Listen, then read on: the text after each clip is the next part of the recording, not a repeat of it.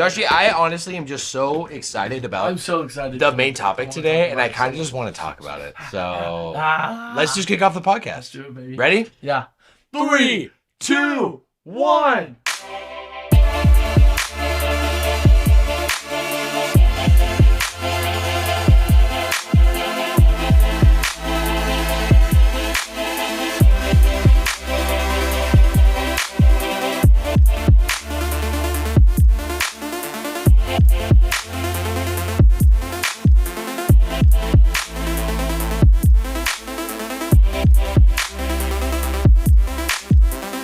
What is good, my friends? Welcome back once again to the official Flash Brothers podcast. That's right. You already know, baby, guys. Yeah. It is episode 68 today, Joshy. Absolutely. We're one episode away from the prime number, my guy. What should we do? Dude, we gotta celebrate.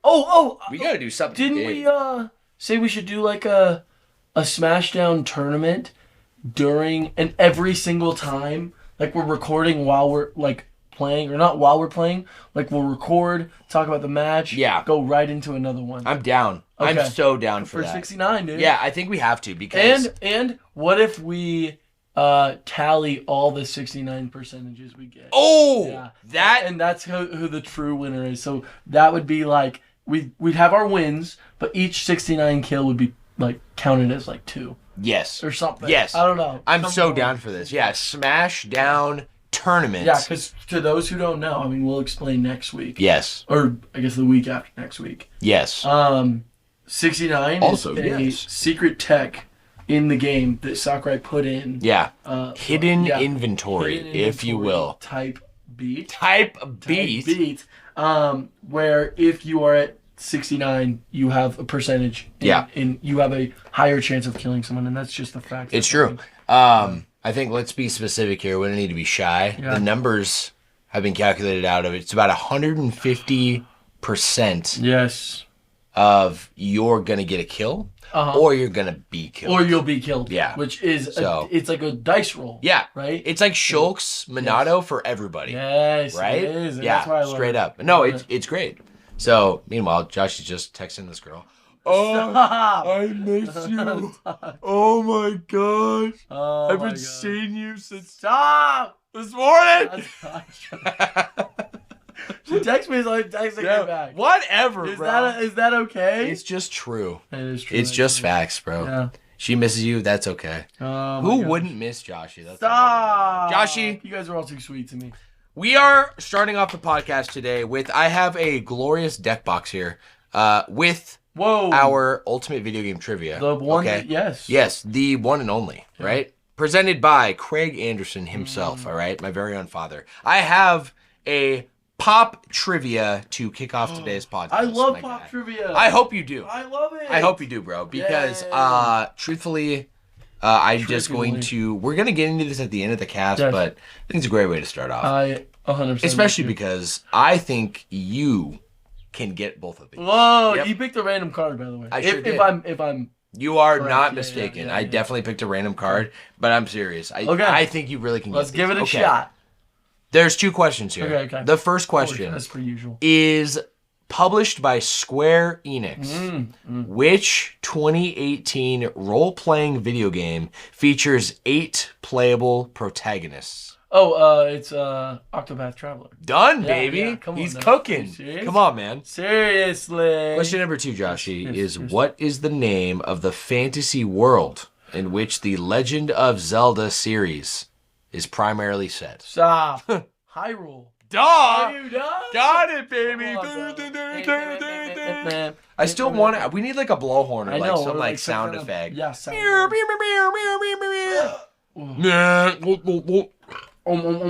Exactly. Dude, exactly. Imagine we had one we could map and we had all the Reggie sounds. we'd be like Yo, Reggie soundboard. Reggie soundboard. Reggie Fils-Aimé. Reggie eyes. Yes. And then one goes, my body is ready. It would be a true Reggie sound. And there'd be a good one that we could have. We could have Reggie, and it would be, if it's not fun, then why bother? Then why bother? Why bother? simplest, Why bother? easiest Why word. ba ba ba ba ba ba ba ba ba? If it's not, if it's Joshy, when he sees the latest news. Joshy, yes, let's kick off this podcast with a rendezvous. Okay. I want to now give you the floor for a full catch up. Gaming, anime. We've watched Lucario and the Mystery of Freaking we should Mew. really talk about that first. We should, bro. I want to know. Okay, because I want to know because I was really tired after, so we never got to really talk about it. And I Yeah. didn't see you in the morning, right. So we never got to talk about the ideas and everything that we experienced. I'll start off by just explaining Lucario and the Mystery Mew. Okay. This came out during the premise. The premise. So it's Ash and Friends, right? Yep. So it's a Pokemon movie. So of course it's Ash. May's in it. Yes. So it's I felt like I Gen really got to 3. appreciate May more. Yes. Yeah. Gen 3. And didn't you forget how great Brock is? Hell no. I always, Brock, dude, Brock is always peak character, bro. It's like it don't matter where he's right in. when that girl shows up, it's like, it's like, my lady. My lady, sorry, Yeah. everything else is happening with the party, but I'm here. Yeah. I'm here to save you. It's so good to see you. Please forgive their ignorance. I'm so sorry. Yeah. Please, can I have your autograph? Please grace me with being the autograph holder of Right, yours. right. Yeah, Love he's it. so pathetic. I yeah, love it. Yeah, I love it too. So it's Gen 3 going into Gen 4. So they were a bunch of Gen 4 Pokemon that we saw for the first time. If I'm not mistaken, Mime Jr., Gen 4, right? Yes. Yeah. Weavile, Weavile. also Gen 4. Lucario, obviously. Lucario and right? the Reggies. The Reggies are actually Gen 3. Oh, is that right? Yeah, Okay. not Regigigas, though. Oh, you're totally right. Regigigas. Yeah, Regigigas is 4. But he Is he- wasn't in the movie. Is he in 4 or 5? No, he's 4. He is 4. He is 4. Okay. I remember He wasn't in the movie, but No, yeah. he wasn't. But the whole premise is that essentially we see way before there's any kind of technology, Yeah. the first kind of activation of a Pokemon being captured in an object. Yes. Which is what will lead to Pokeballs and like kind of what we see in the Legends Arceus. Well, it's kind of crazy You know? that it's used before Pokeballs, right? Because they were partners, right? Right. So it's Sir Aaron Yes. and his partner Lucario. And he was like, especially from what we see, which one of the things I love the most about it, it takes place the beginning of the movie. It starts off 2 warring kingdoms who are literally going to destroy themselves and all this shit around them. Oh yeah. Our favorite topic, by the way. Love it, Yeah. by the way. Just But concept seeing for a those game. Pokemon in Yes, the massive, dude. like armor that they're Yes. There's like Tyrannitars that are like running. Yeah, giant bro. Steelix clashing heads with a fucking. No, it honestly, Onyx, dude. I didn't expect like the rendition of how Yeah. they would look and Yeah, how they yeah. look different, Right, because they weren't doing. This is like predating Arceus, obviously. It's like Knights. It's like way before. Way like, before they any of literally that, had, like, right? Armor and, like, all Yeah, that. yeah. So like, there's Kingdoms. actual medieval Pokemon, but Yeah. forms weren't a thing yet. Yeah. But they look different. But they like do they look different. really played an Yeah. homage to that, and I thought that was really cool. I love that too, and I just think that intro is so tough with like him against the Houndooms. And Yes, like, bro. Him having Houndooms to is sick. Use that aura, and you see the shots of This him like sweeping idea around. of like a Pokemon / human made it first and Right. taught the Pokemon this like Sir Aaron's the one psychic who uses power. Aura. That's Yes. the craziest part. And it's just such a sick intro, and really does just set up this level of like, damn, dude, this is not just like a No. traditional like Ash adventure. And the idea is also of like of possibly Ash being like a descendant of Sir Aaron is such an interesting one for me. That I remember even just as a kid being like, wow, this is way cooler than like most ideas. You know, him being like the chosen like knight, Oh, kind yeah. of developing a relationship with Lucario too, which I really liked. And you've never for seen sure. Max as a character before. You never saw No. May's little Max brother. is May's little brother. So that was yeah, their cool little dude. That was like the setup of the crew. It was Yeah. Ash, Brock, May, and Max. Which I'll be course, honest, there is a character in the main roster that I kind of never really clicked to me at all. Who? Tracy. Tracy, yeah, Yeah, Well, I didn't not like really the a Tracy fan. Brock, I didn't like that. No, Yeah. absolutely. He's just That's no a sin. Brock, I Yeah, know. He's not even close. Yeah, low key, Brock wasn't in to like the second series Pokemon. It was the second one, and then he came back. Okay. I'm pretty sure. So I missed all that. So Tracy replaced him. Yeah. Brock came back. Misty leaves. May and Max joined. Okay, I do like May. Yeah. I do really like May. I love May too. Yeah, Misty. Yeah. God love her. Rest in peace. She died. Yeah, I Ash never paid her back for the bicycle. I always think though that I had a crush on May from Gen 3. Like Absolutely. it was just no question, you know. Absolutely. So I really appreciated seeing May in there. Can I be honest, bro? Please. Here's my thoughts. All right. Give me the thoughts. Yeah. So, okay, Chosen One concept. Yeah. I do really appreciate especially in the older Pokemon, they probably do the same thing, okay? Yeah. But like this Chosen One concept that is very much what happens in Pokemon the movie 2000, right? Ash shows up. Right. Oh, there's some like ancient beast slumbering. It's Lugia. Spoilers. Underneath the titles. And, movie. Yeah, literally. The movie 2000. It's been 25 years. You guys haven't seen it. Yeah. No, dude, I remember watching this on VHS, bro. Me too. And even just this quote that's in the movie is like, I feel like more like the Frozen One instead of the Chosen One. It's Ash is like, falls down. I remember that. Yeah, this is literally in the movie. So this, I always loved the concept in Pokemon that, Ash didn't even beat the freaking Elite Four my entire childhood, right? So he wasn't really a chosen one in the anime. He's just a dude he was the frozen one. But then like in the movies, Entei also, that whole Entei Celebi movie, Pokemon the third movie. Oh, I love Pokemon. Yeah, bro. Movie. Like Ash is the chosen one in all these movies. Yeah. I love how they approached it in Lucario. If anything, my one gripe, I guess I'll just say off rip, is that I wish there was more. Yeah, me too. I wish there was more, bro. They didn't cover on the Ancient War nearly enough. Yeah, well, so the idea being like, which I guess, can we get into spoilers? Dude, fall on spoilers, guys. One of the things I like the most Lucario and the Mystery of Mew. There is this setup, this idea of like, is Sir Aaron a deserter, and is Lucario like seeing those slow scenes of him walking around the castle and it being a historical like preservation thing, like with the flashbacks. Not his home anymore, and this idea of like this character really having to grapple with that idea of, was my master just a coward, and does that reflect on me? Do I have a place to stand anymore? And how that challenges his idea, because Ash and Pikachu are separated, how that challenges his idea of like, what does it mean to have a partner, right? Or him being like, Ash, fuck you, buddy. If you wouldn't give a damn if like you really don't care about Pikachu. Yeah. And Ash having the balls to just like tackle Lucario in that scene. One of the best movies or scenes in the movie. Yeah, by far. I'm not taking that. He runs, tackles him down into the river. Like he's so petty. He picks him up and throws him. It's so There's like no concept for Ash of being the bigger man. He is like he's such just a fucking not kid, the dude. bigger man. I do love that though, and I love the use of Team Rocket in that movie, because the whole setup is that Pikachu and Meowth are kind of taken away together. To this mountain tree thing.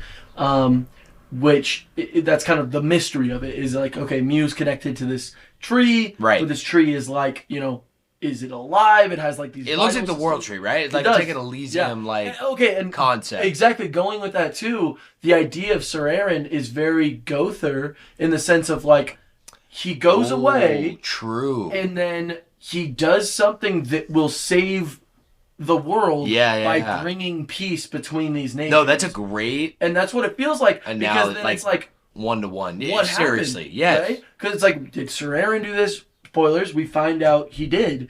And there's this like beautiful idea, as like cheesy as it is, this idea of like them, him like fulfilling like what it means to be like that aura master. Yeah.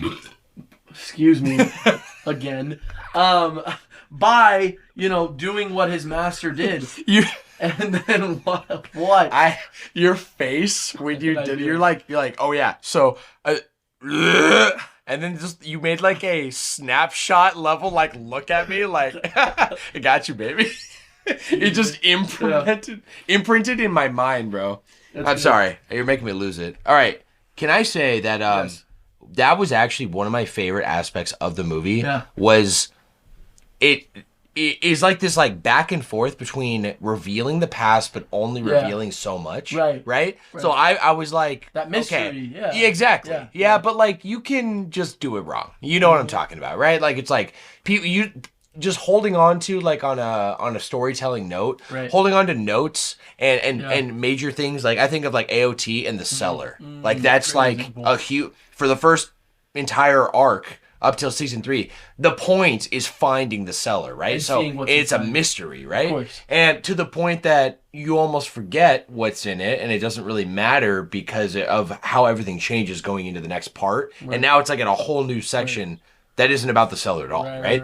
So this was like kind of that story beat, but with a character. Like what happened with Sir Aaron, right? That idea, I really do love that idea because it makes like Lucario is like a real character. Like he's not just the like a legendary or like the box art for Pokemon. Sure. He's one of the characters, and I really like it. I like that him and Ash develop like a friendship.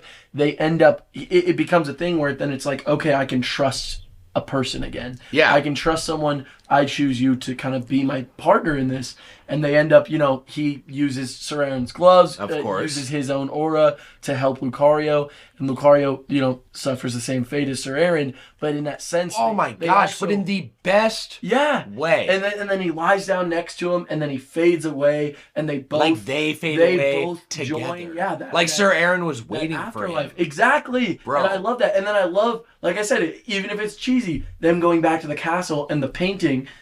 Call it magic or whatever. In the painting, Lucario's there with Sir Aaron, literally, bro. like holding up the staff. Like I always even thought of it as like Lucario was literally out of time. Yeah. But he was neat. It was like this paradoxical idea that actually Sir Aaron did part 1. Yeah. Ash needed to be part 2 in the future. Yes. But Lucario was the missing link between everything. Absolutely. He's the bridge, right? Exactly. And it's beautiful because 100% right. Like Lucario had like this trust issue with humans because of everything that happened, which you would think is weird because they were really tight, right? But he just felt this one moment of betrayal. It was enough to just make him... And that too, but also I see it more in the line of like Lucario also, like what he saw in his time was war and like Pokemon kind of being used as tools. Yeah. And like that idea. And like when he goes back to the castle, he's like, there's a giant fucking battle. Like everyone's gonna die. Everyone's gonna die. I was like, that was like that was years. Yeah. What was it? 500? Like 1,000? Something like that. Yeah. Maybe. And I was like, that was a long time. I also just love that intro of like, he's sucked into the like the orb. Staff. Yeah. And the staff is activating. It zooms in. It's like, Sir Aaron, why would you leave me? And then it like zooms out and it shows technology evolving. And it's like, dun dun dun dun dun. Yes, bro, that was so sick. The mystery of music. Yeah, the opening was hype. So good. Opening was one of the best parts of the whole movie. Yeah, but I agree with you. I mean, it's one of those things where I feel like it is held back by the fact that it is. At the end of the day, just a Pokemon movie. Yeah. You know what I mean? Like, I would love to have seen more. Yeah. I would love a show with Lucario and this whole, like, mystery, like, element of, like, seeing it over time. But for what it is, I really do love it. I think it just in my heart and how many times I watched, because I had it on VHS, I watched that movie so many times. Yeah, bro. I think from like a Pokemon fight perspective, it's so awesome. Dude, like Lucario is the GOAT. He's literally so tough. He's like he's got the freaking what's it called? The Aura Sphere. Yeah, the Aura Sphere. And he's constantly like, he's like blocking hits. Yes, and, like that beginning with the Houndooms. Yes. They like show up and they're like he's like jumping around them. Yeah. Yeah. So it truly showcases Lucario in a way that I understand now. Remember I said I wanted to see what you saw? Yeah. Like, and all the people who just hyped up Lucario? Dude, I see it now. That Pokemon card, I was missing the movie. This motherfucker's tough, bro. Exactly, bro. This motherfucker's tough. Yeah.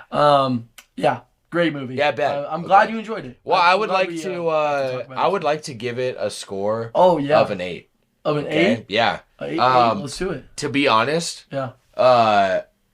there's like a transition period, I think, in like Ash Ketchum and the gang that didn't happen yet at Lucario and the Mystery of Mew, and it almost seems, even though, dude, it's however many years old, like whatever, right? Yeah, it's like 20-something years old. Sure. It's still like newer. And what series number was it? Like what movie? So like 6? I think it's 7. 7. All right. If I'm not mistaken. 7. The 7th movie, bro. The 7th but it movie. keeps like the tonality and like the same vibe. Yeah. I don't know how better to say it. Of Pokemon the first movie. It has like the same vibe with Ash and the gang. Yeah, cooking, having that picnic. Yes, vibe, bro. And then, going to like this event and it being like such a big deal. I also just love that intro because it's charming. As a kid, I loved that song too. I'm unbeatable. Dude, that song was good. Yeah. Beside me. But you never rest. Advanced battle is the ultimate test when the earth and I don't see the sky. Pika! And then it's like Pikachu, beating all those dudes. Oh, that yeah. Scene of like him going Dude, the lightning. The lightning, yeah, exactly. Just going Pika, Pika. Yeah. So sick. Fire. And then I just like I like the dynamic too. I love I literally remember the excitement of being like, you're like, Team Rocket's in this? I'm like, fuck yeah. Yes, dude. No, there was genuine excitement there.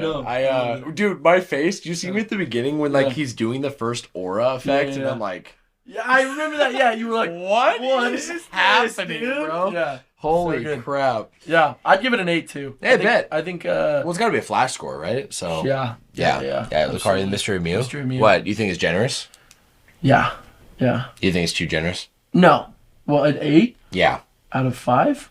You're right. I would do a 4 out of 5. All right. The only thing that takes it down is I would like more. But it also is bumped up by the Reggie sounds. Also. Dude, honestly, yes. Yes. Reggie Ice, Reggie Ice. It's a Reggie Ice. It's so good. I love it. Well, have you been playing anything? Yes, I have. What have you been playing? I've been playing a little game called Xenoblade Chronicles X Definitive Edition. No shot, bro. I am in the middle of Chapter 6, which after Chapter 6, you get a Skell. And this is already further than it was when I tried to play it on the Wii U. Yeah, this is way further than I ever got. Yeah. So I want to know your thoughts where you're at right now. First off, quality of life, it's a definitive version of a Xenoblade game. Okay. At least with what I've experienced in every single Xenoblade game, it improves upon the last and what came before it. Absolutely. So when you compare 2 to even 1 definitive edition, yes, the way that tracking a mission, like side quests and stuff, so amazing. And then, that into, Torna, and then 3, and then Future Redeemed. It's like it just keeps getting better. It keeps building, bro. 100%, you can see, like, that's what they did with the definitive edition. Okay. It never feels really like... I had no doubt. Yeah, I know. It never feels... I mean, it is a Wii U game, so it never feels like you're missing out on a second screen, I think, which is really awesome. I also really love the class system. I think it's something you would fall in love with, too. Hell yeah. At any time, you can switch your class, which gives you a completely different weapon, and then a completely different moveset that you have to level up, and you'll unlock more parts. And you can change it at any time. The class changing thing started in X? Yes. Before 3? Before 3, yeah. And then once you level those up, you get skills, and different skills you can apply to your character in a different class.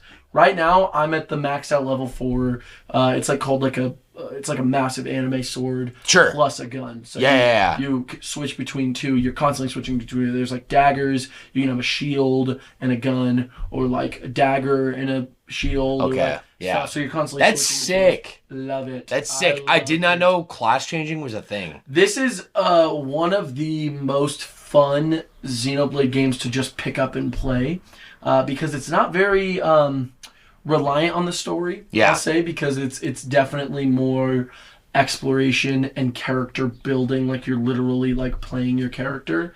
But seriously, I love it. The music, I want to say too, it's unlike any other Xenoblade game. Very J-rock, very J-pop almost. Interesting. Yeah. Like the I mean, I've like shown you some of the music. Persona-esque. Yes. Yeah. Like very different. The world's music is constantly hyping me up. Every time I get That's to a so new era, sick. it literally there's always vocals in each like background track. Yeah. So literally the more a song like starts, maybe it'll start like and then like towards the end of that, like you're just running around. It's like we are alive, build down and it's like and I'm like, dude, I'm just running, but I also hyped. love the running I like animation in it. It's Like the you're only Xenoblade game with a sprint right. and a jump as big as it is. And what I've really realized is it's made to be cheesed. You have this massive moon jump,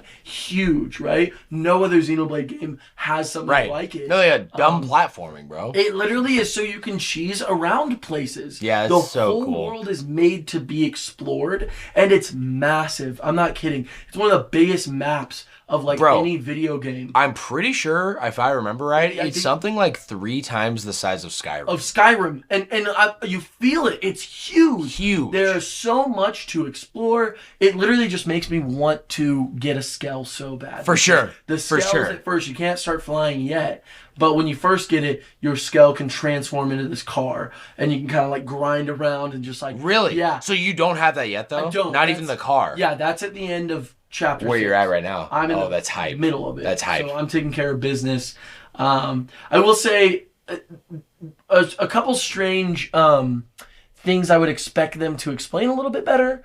That in most of the videos. So there's did you play where you have to like get those like drills that you drill into the ground? No. You didn't get there at all? No. I honestly, I'll be real, just like messed around with stuff. And then I messed around in the city, New Los Angeles. Yeah. In LA. And just like messed around and like checked stuff out, and that was it. Yeah. So the whole exploration thing that you're doing, the whole reason you're kind of going around is to update the Frontier Nav system, which is like the internet you're setting up throughout the world of Mira, right? Oh, interesting. And you have to go to each like drilling site. You have to drill a probe into the ground, and it basically gives you. It's very strange. It's really different than most other games I've played. Yeah, interesting. Where you set those points, and then it's kind of on a grid system, so it'll unlock points around it. It'll like make the map look more open. But with that comes mining and collection, like modules that you drill in. You can switch them out anytime in the map. Okay. It just costs gold to do it, but you never lose those literal things. The literal like specific drills. That's like really the mining sick. one. It's really great. Yeah. I really like it. I will say they don't explain it very well. Okay. And every single game video I've really seen, people in the comments and everything, I got so confused that I was like locked in on this video, and I was trying to watch and understand what they were talking about, and I just did not understand it. Okay, so lay it out for me now, because it seems like you understand it now. I do. Yeah. I do. So help me out here. And to be honest, I don't even understand it 100%. Okay. So each collection point, I want you to picture. I actually just might bring, or can I draw? Yeah. Okay. Please, bro. So, and we'll get into everything else, but each little piece to this map is kind of like a hexagon, like kind of a spot. So it kind of does something similar to that. Each spot, obviously, like a little like honeycomb grid. Yeah. That's the kind of grid. I fucked that up so bad. But it's okay. So it's stuff like that. There would be like a drilling site right here where you would place something in, and maybe a couple over. There would be, another one maybe down here, right? All hexagons, whatever. I'm really Johning that up. You're really Johning that shit up. So if there's a drilling point here, you would want to be able to get the specific materials on the map that explains what's collected at that point. It'll literally say, white serenite, whatever the hell else you need. Okay. Some of them it doesn't say, and you just have to kind of, understand that. So like nothing, or will it say like question mark? It'll say question mark. Okay. So you have to drill. You got to figure it out. Figure it out. So the reason that these are placed like this is because each collection you place of the same type of drill. So there's like mining, there's fortune, there's like different ways. There's like some that you're there to get money with. These will link together if you have multiple of the same one. It'll literally look like that. Like each collection point, it'll draw a line in between if they're of the same collection, like thing. So if you have a mining probe, that's what they're called. Probe. If you have a mining probe, the more you have linked together, the more materials you're going to get, and all of them like start working better together. Okay. If this was a research probe and not a mining, let's say all these are mining probes, the link would break and these would not work, if that makes sense. It only starts working in a 3-chain. So if there was another one right here, you'd have a 3-chain. But if you connected this, you'd have what? Is that like a 6-chain right there? Yeah. The more those are, over time in which you play, that will just collect into your inventory. You don't have to go to the spot and collect it. It just says, oh, this happened.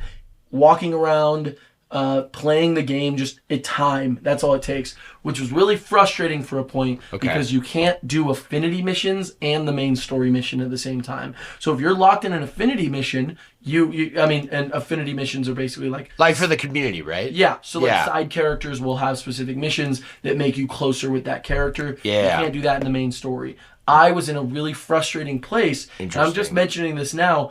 There was a certain collection thing where I had to get 5 white Serenite for Lynn's affinity mission. Okay. And I couldn't progress the story because I literally would have to just wait literal game time and hope that collects, like that mining probe collects it, if that makes sense. Is that making sense? Because when you would continue like the story beat, it would like forego the current progress. You couldn't start the next. You couldn't even start. You couldn't start it. So I was stuck in this point where I needed to wait for this mine stuff. So I just decided, I was like, okay, but it was really interesting because then it forced me to go do stuff around the map and just fuck around for a little bit. Not even fuck around. I just explored. I was collecting more of these points. Yeah. And just trying to set up as many as I could. It's a system that literally I can already tell is huge rewards for exploration and linking specific things and like. Yeah, it seems like it's a lot of work with a huge payoff. Huge payoff. And once you get to the point of like getting a scale, these materials are all extremely important for it. And there's ratings for all of these. It'll say like production, whatever. It'll say production. It'll give like an A through E ranking. So it'll say production A. If it's production, you're going to want to put a research probe, which will get you money from that point. Why does this sound like some Power World shit, bro? It's really crazy. Yeah. It really is. Like resource management. Really weird. I don't feel like they explained it the best. Sure. And every comment I've seen online has really said that. But it's one of those things that once you get it, you're like, oh, okay. This is like... This makes a lot more sense. And it's satisfying. It's really satisfying linking these all together and just fucking going crazy. All right. I can wrap a little bit on my thoughts right now. Yeah. It's so fun. No, I appreciate you probably laying one that of the out. best looking games on the Switch. No question. For sure. I'm constantly taking screenshots. I'm playing it on my OLED. I want to see it looks on the amazing. OLED, I like love dead that ass. shit. I love that shit. Yeah. It looks incredible. Hell yeah. So yeah, super Okay. fun, super great. Little bit of some jumps in like understanding. You know what I mean? Definitely. What where would you say you're at in terms of like, do you know how many chapters there are? There's 12 chapters. So you're like halfway done? I'm halfway done theoretically. Theoretically? Those affinity missions and all those things are a part of like the game. Like the main story is not like the whole thing is exploring, collecting, getting all these things to be able to, because affinity missions will give you different types of probes and different kind of things. You can't buy probes. So you have to do affinity missions, do side quests, all these things to be able to get the ability to explore even better, making your Skell better. There's Skell combat. There's all these different types of things that you're going to be wanting to set yourself up for. And the combat is so much fun. It's probably in my top 2 of Xenoblade like combat. Seriously. Top 2? I think the only one that I have, I'd say probably, if I had to give them, I would probably say my favorite I think is, I'd It's so tough. Maybe Xenoblade 3. My jaws. I know. Bro. Xenoblade 3, I'd say X, and then Torna are my favorites. Whoa! It is so much fun. Whoa! Sam. Whoa! You are Whoa! constantly Whoa! doing Whoa! things. Let me Torna? check, because you are a Xenoblade fan. You'll understand arts, and it's the traditional OG Xenoblade style. Where there's a cooldown, right? Like a time cooldown. Yes, you have a gauge at the bottom where you can use a little bit of energy to activate an art before it's ready to charge. Oh, that's so cool. You can cheese the fuck, and it resets at the beginning of every single fight, which sucks if you have a bunch of enemies around you because you want to do some stuff. But there's like TP you're trying to gain. Overcharge is the ability where all your stuff is like, there's no chain attack. I was going to ask if there's a chain attack, there literally. Isn't, but overcharge is literally where you go into this point where you literally goes overcharge, massive Xenoblade text. You know how it works. Of course. And all your arts are just like coming back like that. So oh, boom, boom, boom. This I can, stagger someone is the break in this game. Yeah. So you stagger, boom. I have a staggering move. I can go that straight into a topple. Boom. This move actually has, does extra damage against a toppled enemy. Boom. I can just keep hitting that. And if you press Y, you can use a little bit of that charge to just keep spamming that thing. Okay. So it's genuinely brought this new experience to the combat where you're not waiting, you're setting things up. I even have this one move, and you need to have 3,000 TP in order to use your overcharge. 3,000 TP is also how much you need to resurrect a foe, an ally. Like, TP is very important. I see. I have a move where I can use 1,000 TP where I will start gaining TP faster. I have another attack move that's literally called like, I don't know, like jump slash, something like that. Sure. And jump slash! It works with that other move where I gain TP even more. So I'm literally using my charge. Like, my charge is going down slowly, and I'm just spamming this move, getting my TP back up to it, like 3,000. Okay. I'm following. Is so much fun, dude. Like, it is, like, there's so much to it. Yeah. There's also, what is it called? Voice commands. Like, your teammates can say, use this type of move, and if you do it, you get like a gauge of like this it's like hit B at that certain time. Oh, like a link attack or something like that. Something just like that. Just like that. But your teammates are commanding. It's like I need a heal or something like that, and your character you're like reacting. You could have used Bryce Papenbrook as your voice. Okay. I chose with Yuri Lowenthal because I love Yuri. I love the way he's like. Yeah, from Spider-Man. Like, yeah, exactly. So he's like using an aura, and I'm like, dude, that's fucking Spider-Man. That's Spider-Man. That's my Spider-Man. That's my Spidey. That's sick. So sick. That's it really is like combat-wise, just getting lost, and that's the setup I have for my current class. I can completely change my class, and there's like 11 or like 13 different classes you can just like switch your shit around to. Dude, that's crazy. And then your skills that you get from mastering those classes, you get to apply to your next like class that you're using now. I can't believe it's amazing. I can't believe how deep it is for I guess I just viewed it one way as like maybe like in my head it just nice. We made it out of one but into another. Hey. The way that like the time cooldown thing, which is really like totally broken open in Xenoblade 3, right? And like how they use the time versus like the inputs. Absolutely. I still have 3 above this, by the way. Yeah, I know. But the fact that it's above Torna though, because Torna has the hits, right? Torna was definitely, as you've said many times, a precursor totally to the combat of Xenoblade 3. It is still different with the switching though. I mean, like it is. That switching is so much fun. Way fun. And the fact that Jin is your topple too. Yeah. And he comes in with that just off rip, bro. I love that shit. I'm just surprised. I thought the combat was just a little more simple. Because Xenoblade 1 is very simple. Yeah, it's not. I don't know if these are new things. I don't know if this is like sounds new. I don't know. This all sounds crazy. I didn't get into it. It sounds like an experimental game that Takahashi's been using. You have 2 weapons, so you just press X and you switch between either a rifle, which does more damage in an amount of time, but less hit per damage. So you literally, and there's something really satisfying about having your sword and you're like, shing, shing, switch to the gun.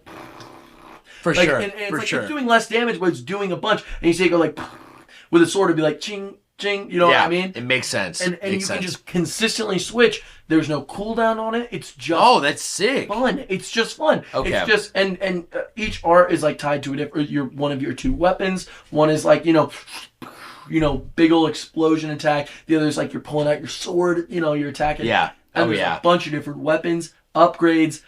My favorite thing about it so far that I've experienced that's a change is fucking the just like every Xenoblade game now, you can have your set character designed the way you want, if that makes sense. So how there's ground gear and then there's fashion gear usually. Yeah. The fashion gear saves your ass because there's some really good fucking like armor and shit that looks goofy as shit. And it's Absolutely. like, since there's different Staple. pieces, there's literally a head piece, a torso piece, a right arm, a left arm piece, and leg pieces. So you might have one pink arm, one fucking Master Chief helmet on, one like short sleeve because of the fucking stats, and then big ass mech shoes. And Yeah. yeah. Yo, goofy, dude. It would look so goofy, but I love that they even added that because it's just it makes the game like so much more customizable. I'm consistently changing my character. I have like this headcanon with him that he like is missing an arm, so I constantly have some kind of wrappage around his arm. And now where I'm at, because I'm like level 22 or something, maybe 23, I have like this giant mech arm on one side and the other is like a short sleeve or something like that. So it's just like just fun. Totally. It's that kind It's of way RPG fun. stuff where you're messing around, you're enjoying it, you're testing shit out. So I've been locked in on that game. It's like Darth Maul as Weavile. Like it's kind of just goofy shit. It is. I love it though. No, that sounds fantastic. I appreciate the update. Oh, of course, I'm going to be asking like every week. Absolutely. I need to know the verdict on this game. Absolutely. I need to know at the end of it if you're gonna reach a point. Yeah. I'm curious if you're gonna even reach a point where you're like, I'm good. Because it sounds like a game that you could literally play passively forever. It is a massive because of how game. big it is. It is a massive game. Yeah. And I can only see, because of like being able to what do you call it? Like explore terrain easier over time. It just being one of those things where maybe you're just hopping in, you're flying around in your cell, and you're just exploring shit. And there's a whole new piece of the map too. Yeah. They added a whole new section. Oh, yeah, bet. Like brand new. Yeah. Brand new. I think it's more post game. I'm very certain it's post game. It's got to be, right? But I've also seen YouTube videos. Xenobits dropped one. It was like all the connections now. After Of course, bro. I know. Yes. And yes. Xenobits on And that dude, shit, too. you know I need to watch that new timeline video. Oh, you do? Yeah, I still need to watch part 3, I think. So there's 4 parts now. It's so good. yeah, I'm so with it, dude. It's so good. I'm not kidding. Peak. Do you did you spoil yourself No. on anything on the end? Okay. I'm going to go through it myself. And I'm going to see the connections. Because, I mean, that's kind of what I did with, Future Redeemed. Yeah. And I just want to see it. Even with Future Redeemed, I didn't know about, like, I almost said Yuri Lowenthal. What's his I name? don't know about Yuri. No, what's the... Hey guys. What's Junior's dad's name, who was the name I told you? Dmitry Yuriev. Oh yeah. I didn't know that was, but while it was happening, I paused the game and Google searched Dmitry Yuriev, and I'm like, this is from Xenosaga. This is crazy. So that was even before I knew all Boom! that. So I'm going to see all this for the first... Like, I'm going to see all the connections now, see what it's all about, with all the knowledge I have. So yeah. I can't believe X is like what you're finishing. You'll have experienced everything except Xenogears. yeah. I know, and that's the craziest thing. I got to hop on Xenogears. I think you're gonna I'm have to. going I think you're to. gonna love it, dude. I do. I think for me personally, I'm so excited. If you actually commit to Xenogears, that will be like putting you in a time capsule and for me, because that was a game that literally I could have played growing up. I didn't, but I could have, right? And like you also didn't enjoy it though when you had your PSP, right? Dude, I loved it. Yeah. I loved it. The combat was one of the most unique kind of like spins. And the exploration in a 3D world with 2D characters is so sick. Yeah, right. And Octopath. like how somebody like once put it. Yeah, literally Octopath, because it's like the opposite vibe of Final Fantasy VII. The wink. All right, Joshy. All right, buddy. I just want to say one more thing before we move on. I want to say... And then you mind if I take a pee break again? That's actually perfect, because I got to pee too. I'm really hungry. Yeah. Like my stomach just started being like, oh. Yeah, So I might get a little snack. I want to say, Kendall and I, we beat Majora's Mask, That's right? Right. Yes. Dude, can we talk about the ending? Yes. Absolutely. Just for a second here. here. Let's get into it. Okay, so let's get into it. The moon, right? Like you're culminating getting these giants. Right. There's so much symbolism across the board for this game. It's crazy, right? So, you get to the final day. We got all the masks, of course. So I'm just going to kind of like really just give a basic rundown of paint a picture here. Yeah, but the moon's about to crash down, right. and you're like about to walk up the tower and really approach endgame here because you need to beat all 4 temples to do this. You have to save the 4 giants, right? Crazy how everything, though, if you really pay attention, the details in this game on the characters, it feels more alive than most Zelda games today. I also agree with that. Like, what the heck? I also completely agree. I'm glad you do. I think it's wild. I think it's one of my favorite just overworlds and even like worlds. The way it's even just like littered with these colorful characters. Like you go to the observatory, you meet that. Actually, it's funny you put it that way. Yeah. Because I feel like the whole point, the world is very dull. Termina's like a dull vibe. Like depressing kind It's very depressing across the board. Every character is like riddled with some sort of like mourning or loss. Yeah. And there's the consistent like anxiety of this world will end. Yes. And even this idea of like, you go throughout the game and people are forgetting who you are. You're going through entire missions at, Lon Lon Ranch or whatever it's called. Right. And then you go back and, after you reset, they don't remember a single thing. They don't remember anything. And the aliens are going to come back. You know what I mean? And it's crazy. I love it. I think it's great. So like the final guy is in the clock down, like laughing, I'm the last guy here because everyone's scared. Right. It looks like this. Yeah. Right. And so you climb up and you engage the ending sequence, which is the Skull Kid, of course, with the Majora's Mask, floating there like he was at the beginning, taunting you. Right. You call up the giants, and they do stop the moon. If you get all 4, they successfully literally hold the moon, which is still coming down theoretically, I guess. But like the force and like the what is it? The impact of the gravitational field stuff. Right. What's it called?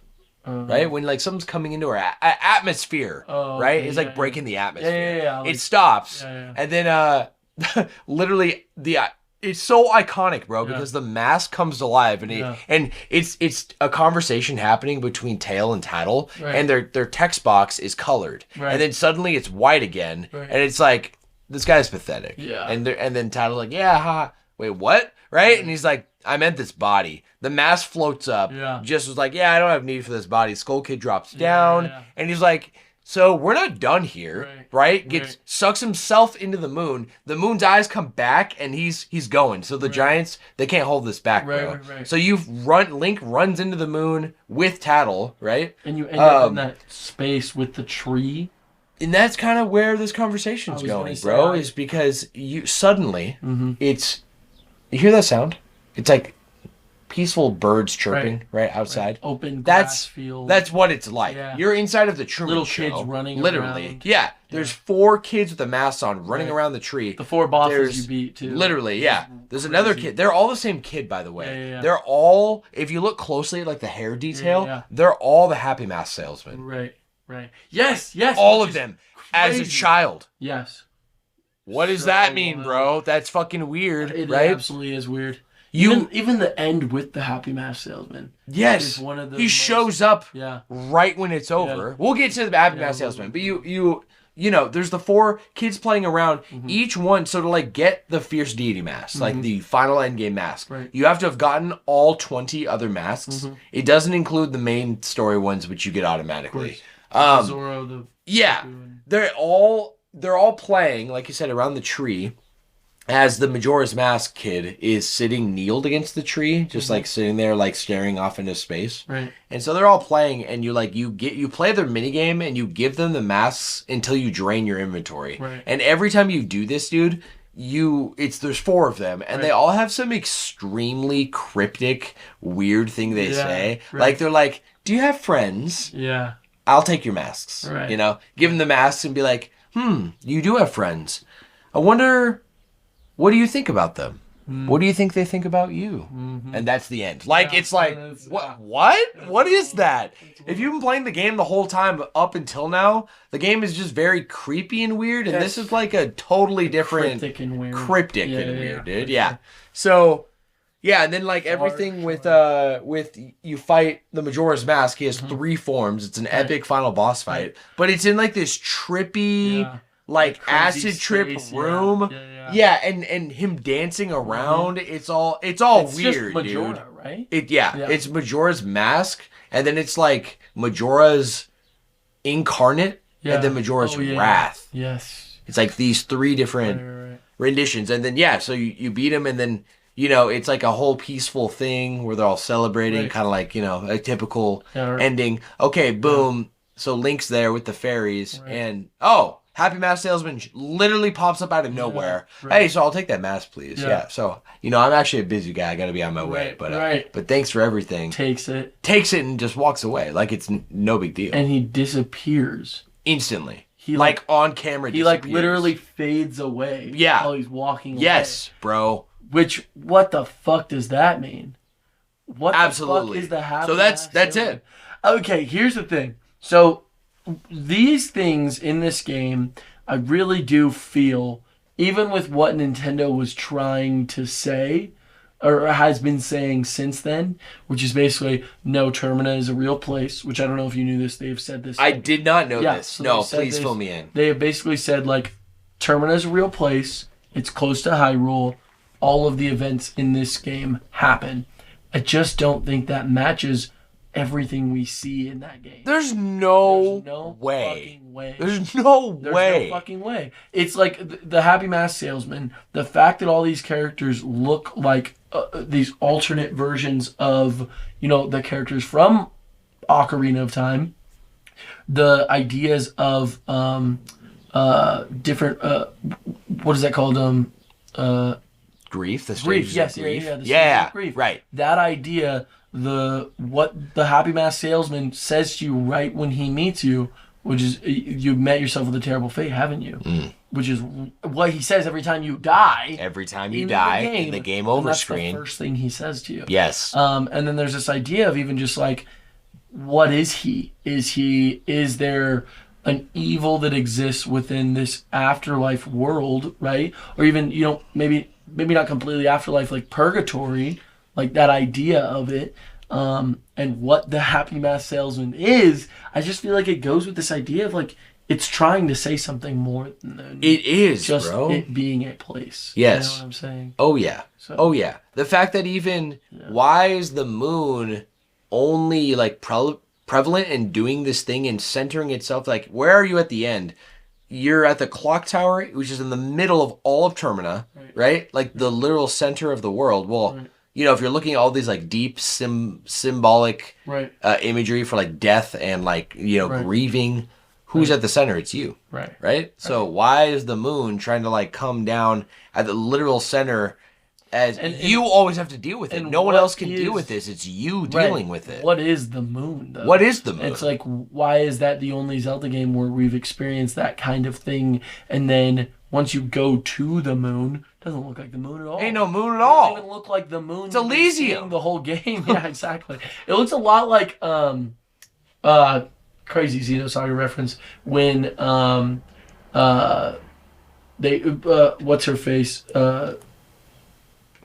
I can't remember. Wow, I'm spacing on a lot of names right now. Too. Cecily and Kath, the 2 little girls that are locked in the Zohar as like the maintenance thing. Yes. And you first see them in the first game, and she explains, Fabronia explains to them, they're literally little kids running around a tree, and it's this giant tree with endless grass fields. That's literally what it feels like. Interesting. It's very interesting. Interesting. No. No, dude. Yeah. I think there's no like playing through it again. Yeah. Especially the cryptic stuff that the kids say at the very everything with the moon. It's like I would say this: if the moon ending sequence didn't happen, yes, and they did something different. Right. You could definitely make an argument for what Nintendo's saying that this is real. Sure. You could definitely you could argue those myth videos. Right. Okay. No. The ending sequence with the field and the tree and the kids, the things the kids say to you, making you rethink The kids your themselves, core values too. as a human. Yeah. The kids themselves, who they are, how they're all the happy mask salesmen, by the way. Right. Like, even they retell the story of how the mask salesman came into possessing the mask and what happened. Right. I think the rumor's true, bro. I think the game theory is spot on. Have you watched it in a while? No. It has been years. I haven't watched it in a minute either. But that is absolutely something that we should watch it. We definitely should. Yeah. You watch it tonight. Let's take a break anyway. So we'll pause right here. Let's do it. Hell yes. Oh, hell yes, baby. We're in it. We're in it to win it. In it to win. In it to win it. In it to win it. Oh, yeah. Joshy? Yes. I think it's time we kick off this bad boy we got here cooking. What do you think? Okay, I'm so ready. You with it? I'm so excited. I think I need... this stuff. No. Think you'll be okay? Need another drink? Can I have a sip of yours? You want? Just a little bit. Please. I love the grape one. Mm-hmm. Where's my Reggie soundboard? Joshy, it's time for Danny Phantom. Oh yeah. Newsflash! Hey! Give it to me, baby. Joshy, what I want to, as we already brought up, we just need to dive right into the news that was announced last week. Yes. Which was a direct. Yes. Yes. A Nintendo. A Nintendo direct. Yeah. Focused on Switch games. Yes. Specifically, Switch games. Switch. Which 1. I was gonna say it was kind of surprising that they had the announcement of there is a Nintendo Switch 2 Direct coming in like a week. Literally. But we're still going to. We have Nintendo Switch games. Yeah. We want to show off. Yeah, and they actually showed off a lot. Yes. Like, we could have done an entire episode just on this direct, I think. We could have. Absolutely. So, without further ado... Especially with my thoughts on some of the games that were announced. If y'all think I'm not exaggerating when I say I got a text that morning in all caps saying it's happening... It's happening. It's real. It's actually happening. You already know because we had a whole episode about a year ago talking about this exact topic. So let's not spoil too much. Okay. Let's just dive right in, Joshy. Yeah. So highlighting around all of this software coming to the Switch in the horizon and the Switch 2. Okay. Mm-hmm. Let's just start off with the first game shown, which was Dragon Quest 1 and 2 HD 2D remake. I think this is huge because the heavy rumor was that if the Dragon Quest 3 got great reception, they were going to do this. Yeah, which is what it seems exactly to happen. Exactly. Yeah. And it also, I think, is a win-win for, say, you don't give a fuck about any Dragon Quest, okay? Right, I think this is a big, huge dub on nostalgic gamers and, like, the things that we've talked about. We've talked about pixel art. We've talked about preserving old games. I was going to say, the preservation of an old game while also continuing the charm of what made the original style exactly charming. You know what I mean? Yes, exactly. And that's something you and I talk about a lot because there's a huge shift away in our current just the video game climate. Oh yeah, away from pixel art. Absolutely. Right. That's kind of one of that's the modern culture. When we first started talking on this podcast about like Sea of Stars and like that whole embracing of that style, it's awesome to see an actual AAA studio embrace that. Yeah. Like that is really cool. It's huge. Yeah. I echo all of and that. I'm not even a Dragon Quest fan. No, I know. I love it. I love that. I love that we could even just that's what comes to our minds when we both you know me, I've beaten one Dragon Quest game. I'm hardly a fan. Okay? Yeah. If anything, I've played more Hero and Smash. And I'm good with that.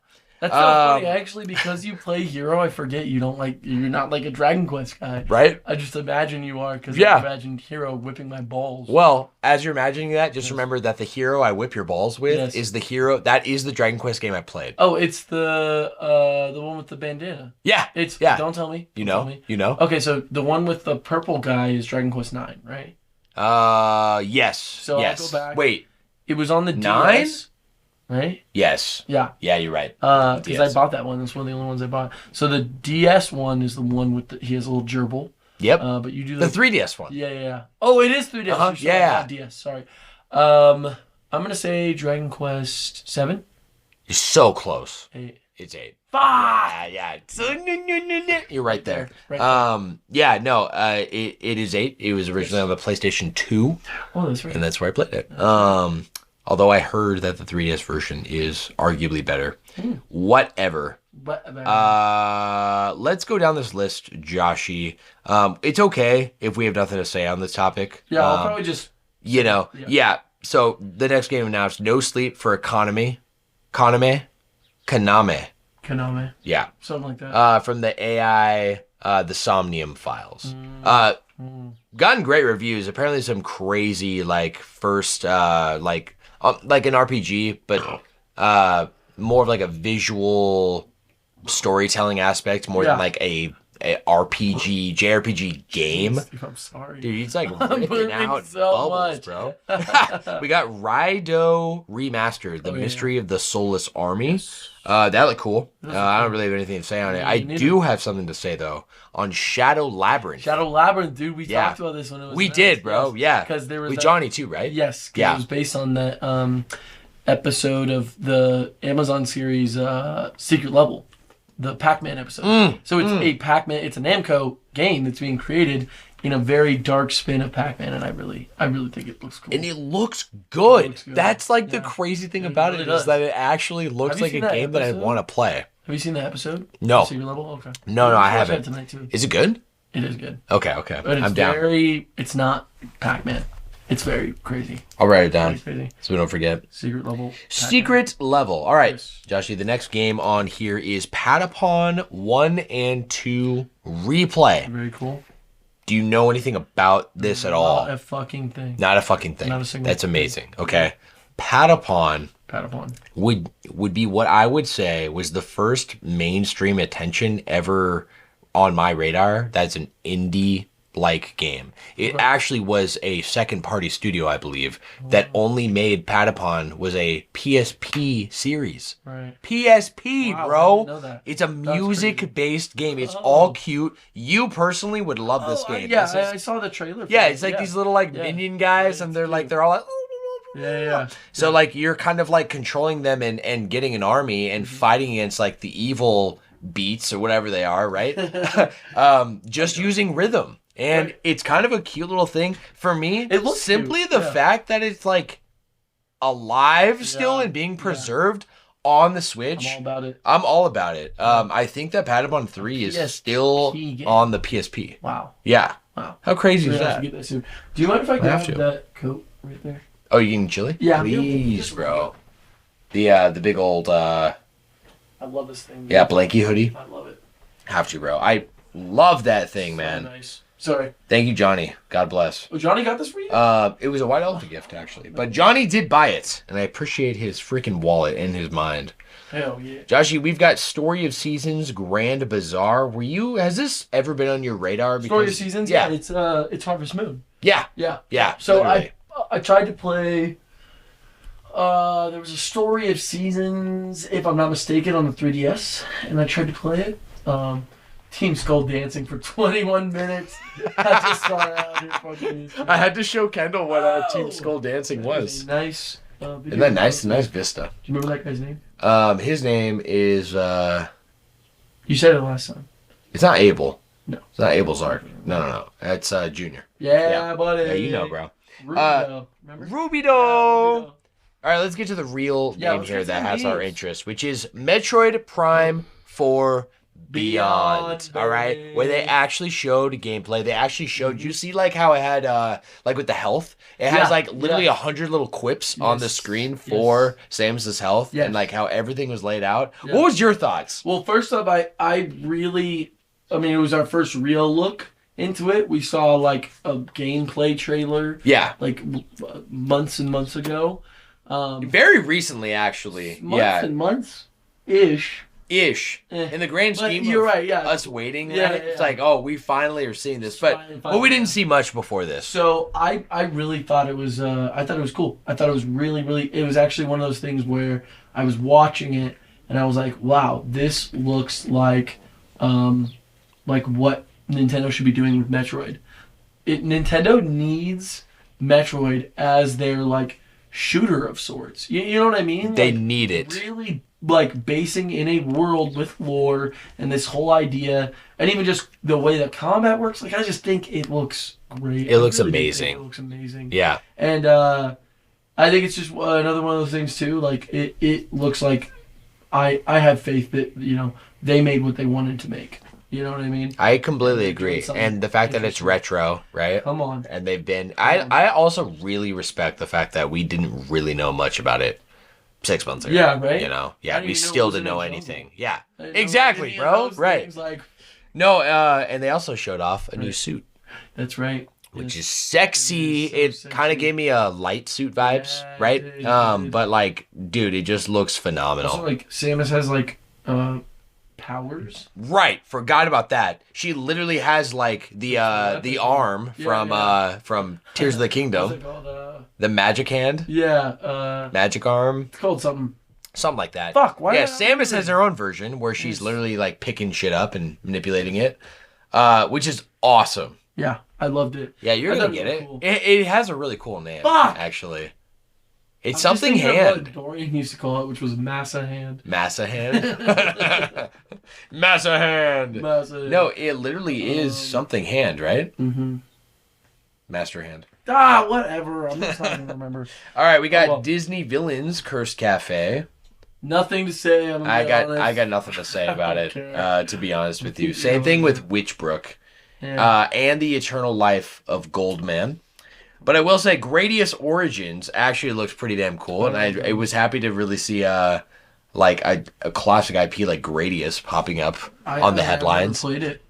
The original Gradius? Mm-hmm. Yeah, I mean, like, Gradius is an arcade game, you know? Oh, so, okay. yeah, like, literally, like, Galaga. Gradius is, like, older than Galaga. No I'm shot. pretty sure. Wow, I didn't know Yeah. that. Pretty sure. You learn Think of the something right new every game. fucking But, day, huh? yeah, well, speaking of Ooh. learning something new, Rift of the Necrodancer. Necrodancer. Bro, we're moving on to more Crypt of the Necrodancer shit. You know I'm all about this. I know you are. Especially from the Cadence of Hyrule, right? Mhm. But this, do you see what it looked like? I saw whatever they showed in the Yeah. direct. Yeah. It showed it like on a bridge that looked like Guitar Hero. Uh-huh, So I'm that's like, what- yeah. no It's gonna way. be I'm all crazy. about it, That'd bro. be crazy.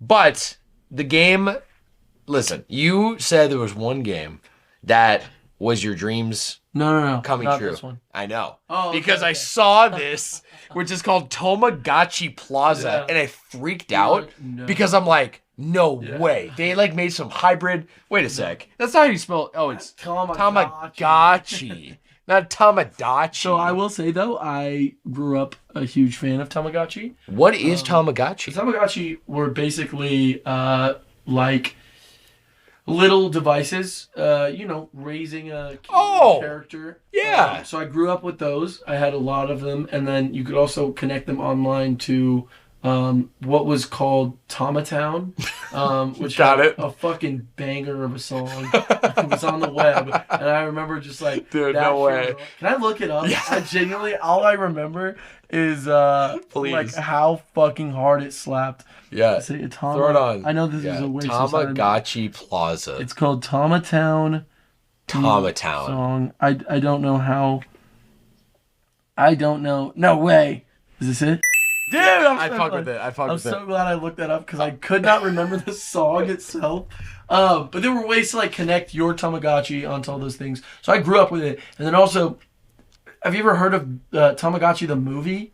No. No, I've never met Never. a person who's ever heard of this, much less seen it. No. They gave a little tiny DVD with this giant Tamagotchi like thing that they were selling, and it was literally called Tamagotchi the movie. It was a dubbed anime movie that was like a Tamagotchi movie, and we watched it a lot. Like me and my siblings. It wasn't bad? No, it was awesome. I remember it being really good. I can't believe I this. swear. It was called Tamagotchi the movie. It was dubbed. It was clearly an anime. And it was like... Wow. if I remember correctly, the main character, Marachi or whatever his name is, he was like a little scientist, and he made a tiny sun because he was afraid of the dark. And I mean, it's a kids movie, but it was like funny, like the way it was done. And then the son, who's like, has got a little face, he sees the tiny sun, and he's like, oh, I guess I don't have to come out anymore. And he goes away forever. And then the whole world's like thrown into darkness. And then it's just really funny. Anyway. The plot sounds like Teletubbies. I'm not lying. No. It's better than... It's like little cute little anime guys, Oh, yeah. Shit, my fault. Go You back. see how smooth that was? How'd you do that? Look at them. They're cute. It's like... It looks like a little Animal Crossing. No, it's sick. I might buy it. I don't know. We'll see. Tamagotchi. On another note, so if you didn't know, you know how like you can do crazy stuff from the bottom? Well, on Safari, you can do the same thing. Very cool. Yeah. You can also like slide from the bottom and just go to the web pages. News to me. Oh, yeah, well now you know, buddy. All right.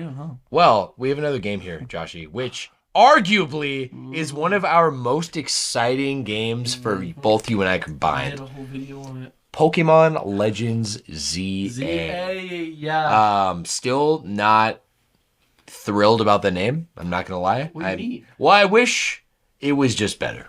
Like Pokemon Legends Zygarde. Yeah, but I guess just because Zygarde would sound better than ZA, but like they could do something better. They could do something more clever. I see it like it's. I'm playing in Pokemon Ambrosia right now, bro. I mean, come on, I guess you're right. Listen, there's no real complaints here. I see it like Pokemon Legends ZA is a play on Pokemon X and Y. It is. Z. No, it is. So if it was called it Zygarde, is. You're not wrong. It wouldn't feel as right. There's no real. I'm just joshing at the end of the day, bro. Because like, did you see this trailer? I think we actually should pausecast as we do. Oh, you want to watch it? I think we need to watch the trailer of all the trailers on this entire like news excerpt from last week from the direct. We need to brush up on this Pokemon stuff because I think, as you probably know better than I do, every single trailer a game like Pokemon puts out is a big deal because they show details across the board. I'm down. In front of your face. Okay. Whoa. All right, we're back. We actually didn't watch it. We did. Nothing's working. It actually won't load. I remember it pretty well. Yeah. So let's just. I just want to know like where you're at with what they've shown. I like what we've seen. I like the idea of the day and night cycle. I like this idea of fighting different. Like trainers come out at night. It's like a giant competition, and that shit. I do like that. I love that, actually. That's sick. I think that sounds like a lot of fun because it almost will add that kind of... I feel like that would be a gameplay loop that you look forward to. I don't know if the time will be like on a timer or if you. It has to be, right? I would assume so. But yeah. I could imagine also like you sleep and then you just do it next day and then or it's at nighttime. I don't know. Something. Yeah, which I've done in the past, right? Yeah. But I feel like for how big of it seems like a big deal. Mm-hmm. So I feel like gameplay, that's a pretty significant gameplay jump from between night and day. Definitely. So like if you're only getting it once a day and you're locked to nighttime. Right. Kind of sucks, right? Agree. But I mean, we don't know. That's the case. But we don't know. Yeah. But I think it's cool. So off rip, I hope it's on more of like a faster moving day-night cycle. I'm hoping so too. Right. But I like that though. Yeah. I still like the idea of different me too. vibes in the nighttime and the nighttime. Kind of gives more of a kind of like idea of exploring Lumo City. Yeah. Like this idea of like, oh, well, who knows what you could run into. Right. Something's always happening. Nighttime. Yeah. Exactly. Theoretically, if Lumos is the only part you can explore, which I'm still kind of... So we're still kind of... Yeah. We'll see. We'll see. Yeah. All right. What do we got next, Sammy? What we got next is Rhythm Heaven Groove. Talking about games that... Honestly, right when I saw this, I thought of you. I hope so, bro, because you already know this is one of my favorite series. What was the last one to come out? 3DS Rhythm Heaven Megamix, bro. Yeah. Which the last Rhythm Heaven game didn't come out for like some crazy number of years before that on the original DS. I'm pretty sure. Right. And it maybe even only in Japan, to be honest with you, because Megamix was, I think, the first time we got all the games in one in America. Half those games we'd never gotten before. Right. So This is a Which is crazy criminal, series. too. It's criminal, Yeah. bro. Yeah. I am so stoked for this. We didn't see a lot. We didn't see a lot. But We we really saw- just saw like the reveal. Yeah. Yeah. That it is coming out. Yeah. And Yeah. it said 2026. So I am with that. Right? Joshy, this is the first announcement on this list that is actually related to a new feature Yes. that Nintendo has unveiled to For us. the Nintendo Switch. For the Nintendo Switch That's right. family of consoles, okay? This is called the Virtual Game Cards, Yes. all right? Yes. So basically the rundown is now when you buy a virtual game, Yes. you literally eject and load the games onto your Switch. Right. But you can also allow limited lending between members on your Nintendo family, like the family group Yeah. account Right. that you have like with your family plan. Right. That you can lend to people, Literally lend a games. digital game, Yeah. all right? which is really fucking Which I don't know cool. You know, this has never been a thing No, it never before, has. ever. It never has. Ever. There's been loopholes. Yeah. Remember loopholing your course. PS3? Of You're course. loopholing your 360. Game sharing. Yeah, game sharing. Yeah, You yeah. just like log into each other's accounts. Yeah, and yeah. yeah, so Nintendo's very smart. And they Yes. don't, like, you can't do this, Yes. right? They literally have it right now, I'm pretty sure, that if, say, I had a Switch Lite while I had a Switch. That's right. So I ran into a problem pretty quick, which Yeah. is that you have one primary. Right. The non-primary Right. has to be connected to the internet to play a digital game. Right. Any digital game. Which. Now, if the primary Switch Yes. is playing any digital game at all, Right. then the secondary cannot You play can't play Jack. any. Yeah. Can't play anything. Can't play Jack Daly Squad. That's kind of a big bummer. Yeah, it for is. something that is like very, very like made to be portable Right. and like all digital. I'm all digital on my Switch for the Same most here. part, right? Same here. Yeah. So this is huge, bro. Huge. I think this is such an underrated feature. Like I'm looking at this like I don't know about you. When I was like seeing it and watching the direct, I'm like, hold up. Yeah, I guess I was just a little confused on how it works. Yeah. Because I'm like, is it going to change the way your games are loaded to your Switch in general? And that part, I don't know how I feel. I don't and I don't even think they answered that, to I be don't honest think with they you. did. They That's kind why of I was just a little revealed the strange. feature of like it. the idea of it. Yeah, the Like, idea of it. Okay, Yeah. that's cool. But like, will it, in the long run, be annoying to Right. only have a certain amount of games on your Switch? And For sure. I thought of the same I was thing. just thinking Is it that- going to be annoying to literally load a game, right? And unload a game Exactly. and then load it again? And you're like, all Exactly. right, I thought we got Right. past I this. thought I had a digital game. But But I don't know. I don't know. I really don't know. I'm with you. There was a sizzle reel to wrap up more Switch games, Yes. okay, with release dates. We got High on Life coming May 6th. That's right. That's That's Squanch Games. yes. Justin Roiland, Yes. the creator of Rick and Morty. That is a Legend. yes, Notorious legend. notoriously bad actually.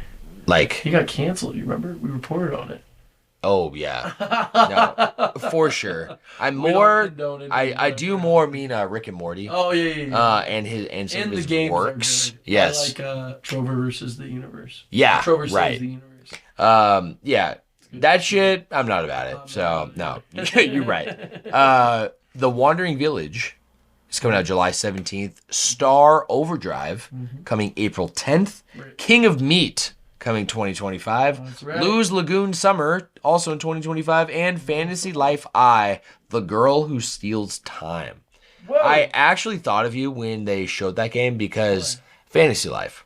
Because I don't know if you ever had played. You never played Fantasy Life? Nope. That was the standalone title on the 3DS, right? Nope. Yeah, it's like this, like, imagine Animal Crossing. It I'm kind of has that vibe, I like okay? it. And then, of course, by extension, like all the other games that kind of are like that, like Stardew Valley, Right. like, you know, has that kind of vibe. That like cozy game. Yeah. With another element, though, which is like on top of doing all the cozy things you can do, there's also going out and it's an RPG. Oh yeah. You can do that. Yeah. Yeah. Hey, And you told me about this. I think I have you- because it you was a explained game that I was like, I think you would like it. Yeah. And you've never heard of it. I think it was on the 3DS episode. Is that We right? talked about this. Oh yeah. Yeah. I think so too. Because I have the You physical. explained something. I have the physical version. It had to be that episode. It's sounding familiar. Yeah. So a new game's coming out, and I'm curious if what you're gonna think if you're gonna play it. I would definitely check it out if it came out. It looks good. It looks good. We've got Saga Frontier 2 remastered, which is cool. I want a different remaster of a Saga game. Oh, yeah. You know which one? Does it start with an X? It does. Say Z. I know, you're about to. Does it start with a Z? Z. We got Monument Valley 1, 2, and 3 coming to the Switch. This is interesting. I don't know if you've heard of Monument Valley. It's because they're actually extremely well-reviewed games, but they're mobile. They're mobile puzzle games. I didn't know this. Interesting. It's coming to Switch. I am kind of all about keeping the mobile space separate and, 100%. And PC, but I'm all about this. These are reviewed really well. I played the first one and I really liked it. So this is cool. I love puzzle games, as you know. Everybody Golf Hot Shots. Honestly, one of the best rated golf games that you never know about. Holy shit. Yeah. Everybody's Golf. Hot Shots came out in PlayStation 5 some years ago. What? It actually has insane reviews. No way. Yeah, dead ass. Wow. If you like golf games, check it out. Cool. Marvel Cosmic Invasion. Cool. And Joshi, what we've all been waiting for. I think you have to say it. Tomodachi Life living the dream. Joshi is living the dream right now, bro. One of the craziest things. So I woke up really early. I worked the night before. Okay. I woke up early and I was kind of watching the direct. I literally like this. I was watching it like this, like in my bed. To anyone who can't see, my eyes are barely open. I'm watching it like this. They were like, "We will have now, one last announcement, one last or announcement. whatever, right. how they do." Yeah, it. you're expecting some AAA announcement or from just Zelda. Something. Yeah, I was gonna say maybe the next Mario. maybe or some kind of DLC. Literally, when you see that island, I was like, oh, "What is that?"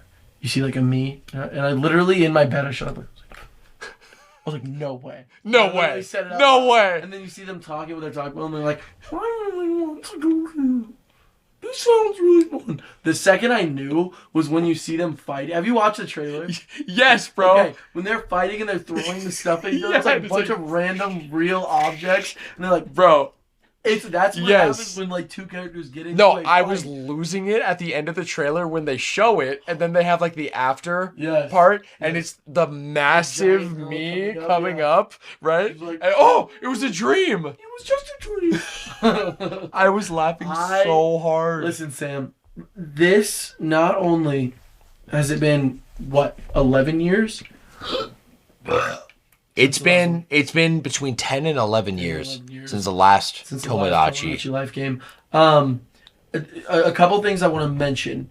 The Mii Maker looks similar to Miitopia's Mii Maker. It does. Which I also think that it was one of the best character creation menu makers ever. Really? It's the Miitopia one? Have you seen what these people are able to create? Like, they are making characters that look like detail anime characters. I'm sorry, I'm going to have to pull up some pictures. Because, okay. Check us out. No, I need the facts checked, my guy. I need some visuals. You know I'm a visual guy. So, I didn't know it was that in-depth, to be honest with you. So, check us out. These are all characters made in the Mii Maker. They just used a bunch of different things to be able to add the shading and all this stuff. But these are these are all No, literal. You're not joking. I'm pulling up pics of just like that is straight up just whatever character you want to create. And if that's the way you could do it in Tomodachi Life, Sammy, are we? This is insane. It might be one of the greatest. This is gonna be okay. I'm disappointed on one thing. What? Can I say? Sure. Missed opportunity. Tomodachi World. Come on. It was the better name. Hey, I will say, I get it because Tomodachi Life is a brand. Totally. You know what I mean? Totally. So it's like the sequel game, Tomodachi World.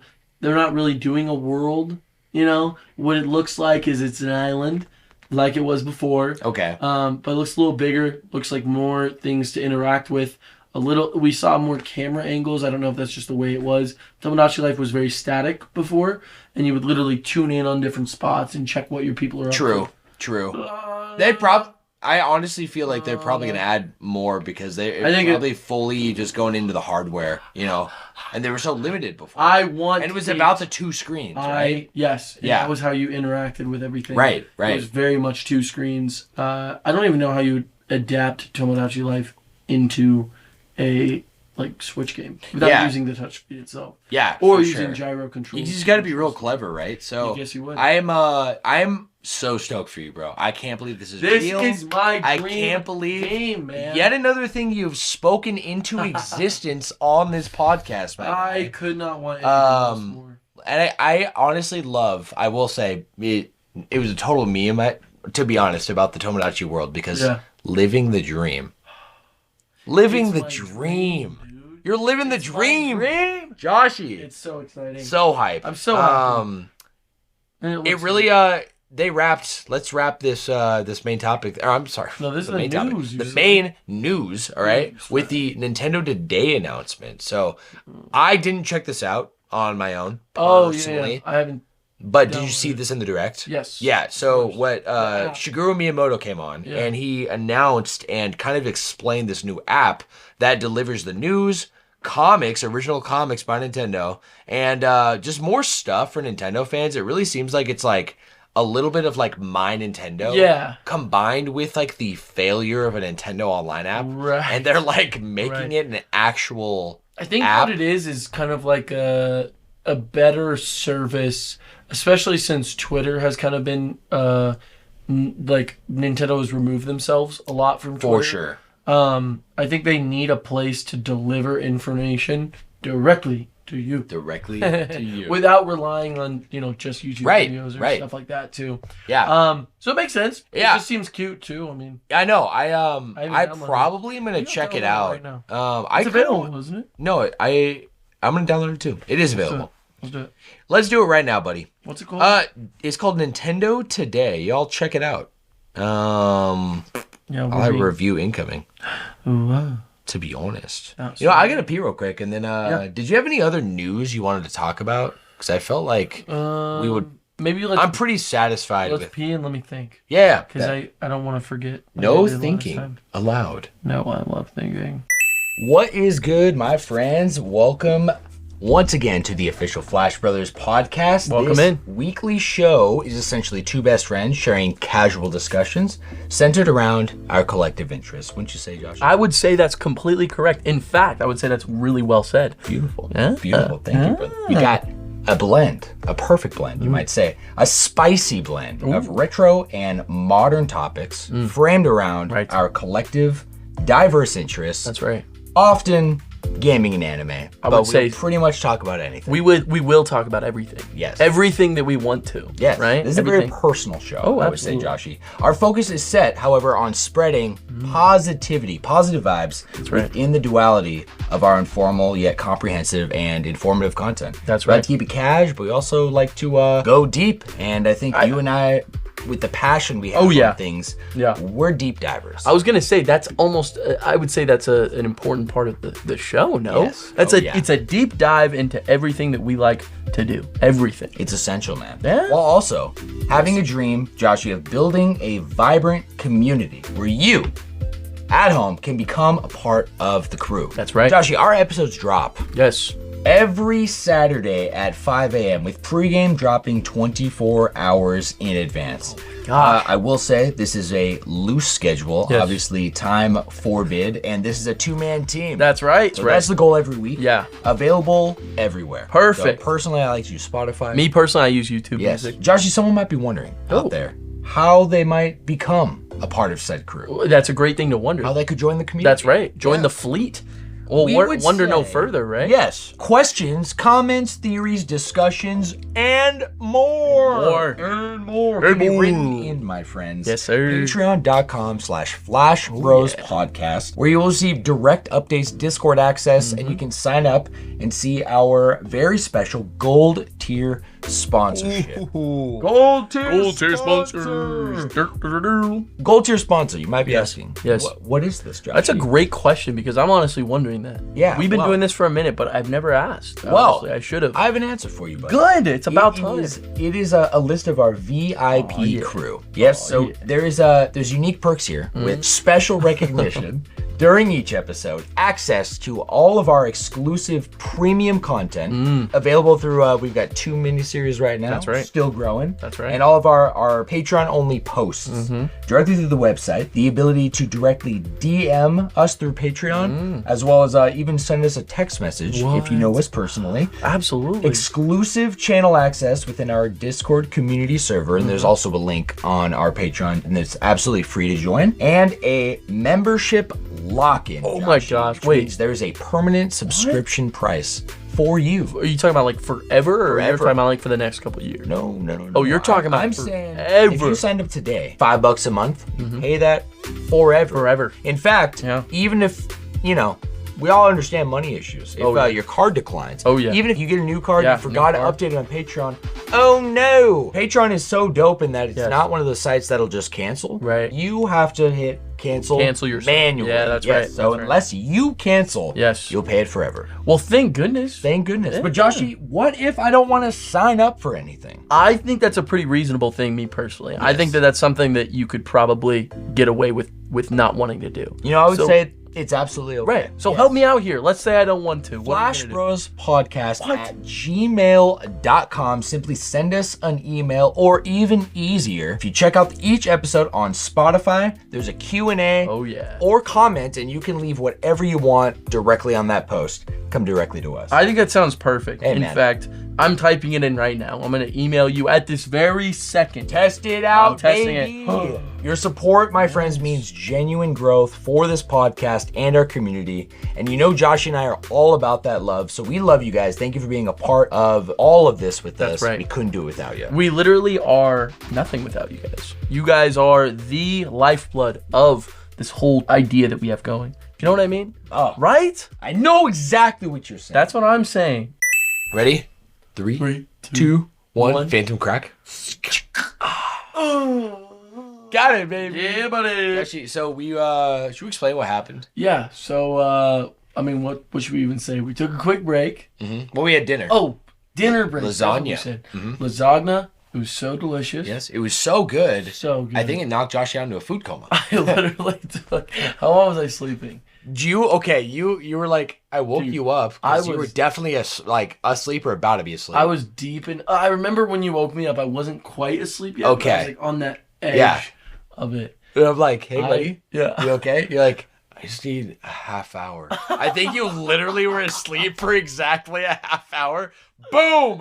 Dude. Oh, we're back. I feel I amazing. literally. Whoa, okay, what the heck? I woke up with drool coming out of my mouth. Like I had the best half hour nap I think I've ever had. Dude, Like it was like a power. you got up and like you're immediately like, I'm going upstairs. I gotta pee. Kendall's like, I wish I napped like that. Dude, Like, it was so perfect. I literally was like, was I snoring? You said I was snoring. you were snoring. Was I like that? A little less quiet than that, but basically that vibe. Your face was like head planted in the pool. It was pretty perfect, bro. I was literally. I felt like I was in heaven. It was amazing. Well, check this out. We were watching Titanic. Right? Oh, that's right. So it reminded me of this crazy little fact. Have you ever heard of this podcast called Ninjas with Butterflies? No, I've never heard of it. Oh my gosh, it's Is it so similar to entertaining. The Flash Brothers podcast. Honestly, yes. Really? Just in terms of vibes and in terms of just these guys, and they're so funny. They're always bringing in factoids, and one was about ships, and it blew me away. I'm like, wait, is this gameplay? Dude, I think I just saw something crazy. Did you see what that said? So, this is just footage. Yeah. What popped up right there is what I was explaining right here. The things that'll automatically... Passively. It happened passively. Check this out. Yeah. Go back a couple seconds. I'm so sorry to interrupt, but... Dude, look at what it's called. White Capella. Look at it. Yeah, that. Right. So these are that. Okay. Just, dude, it could be crazy. That might be crazy, dude. Look. Okay, look. Wait. We're about to see it. Yeah. Ouroboros crystal? Hold up. What? What? Hold up. Why is Ouroboros in this universe? Dude, I showed you that in the You trailer, showed didn't me. I? Yeah, you showed me the reveal the and kind of like. reveal and Yeah, but we don't know anything. We don't. Right? We don't. So what?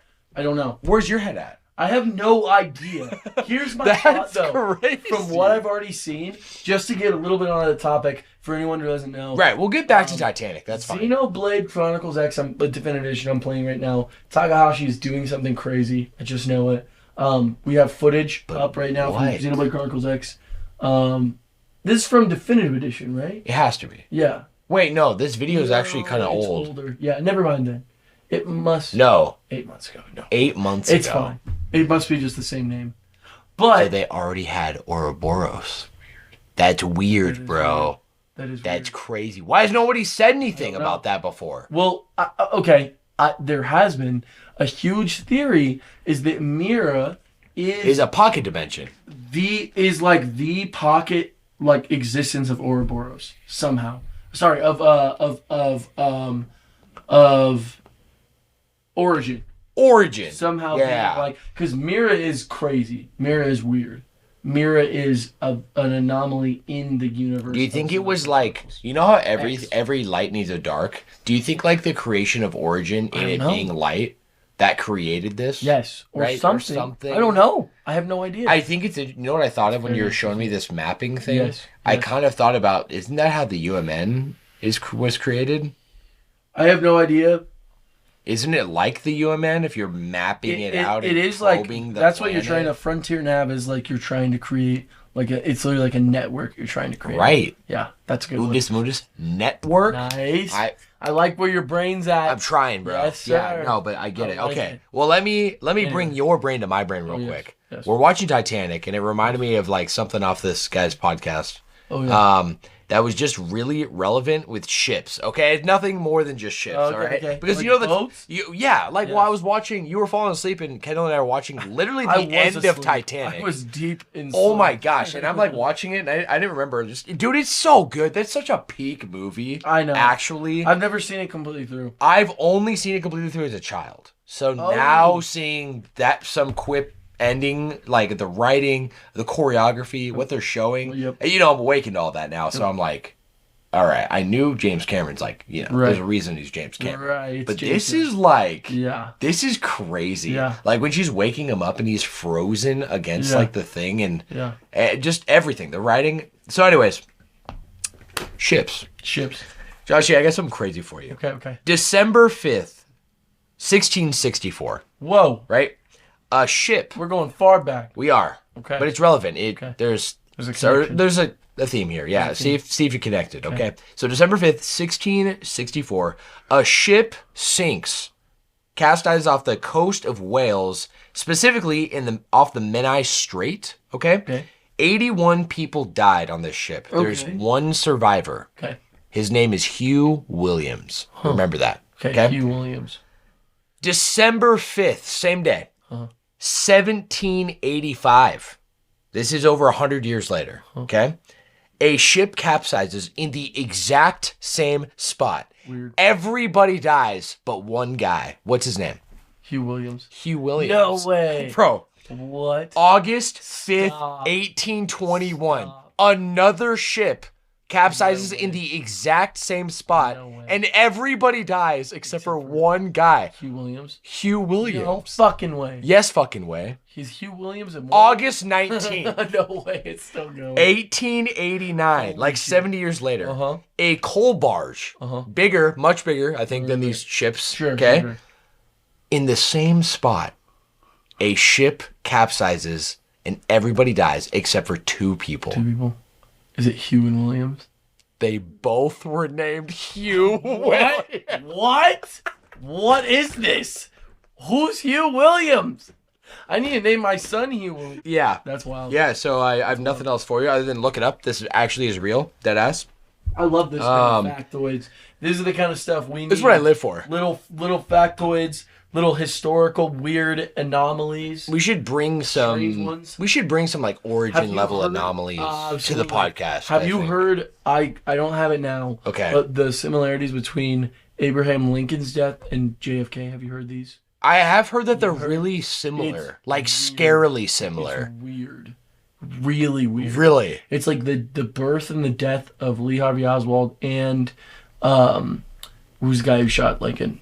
I don't remember his name. John, You said it. John. Frazier. No. Hugh Williams. Hugh Williams. John Wilkes Booth. Oh yeah. No, dude, I love that stuff. Hugh Williams. This is No, great. no, isn't that great? I love that. So, Joshua, with that being Okay. said, bro, my guy, it's Like, time. with that being said, Switch let's switch. Don't. Let's Let's- switch to the main topic. Let's go.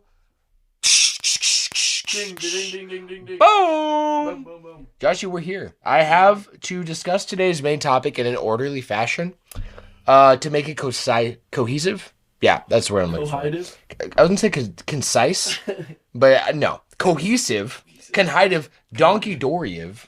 Whoa. I have a list of basically everything that was announced from this last direct. Yes. Which, that's what we're talking about today, guys. We haven't really revealed. We're talking about the Switch 2. Switch we're talking all about this last direct and everything it revealed with the Switch 2. So by the time we're recording this all happened this morning. Yes.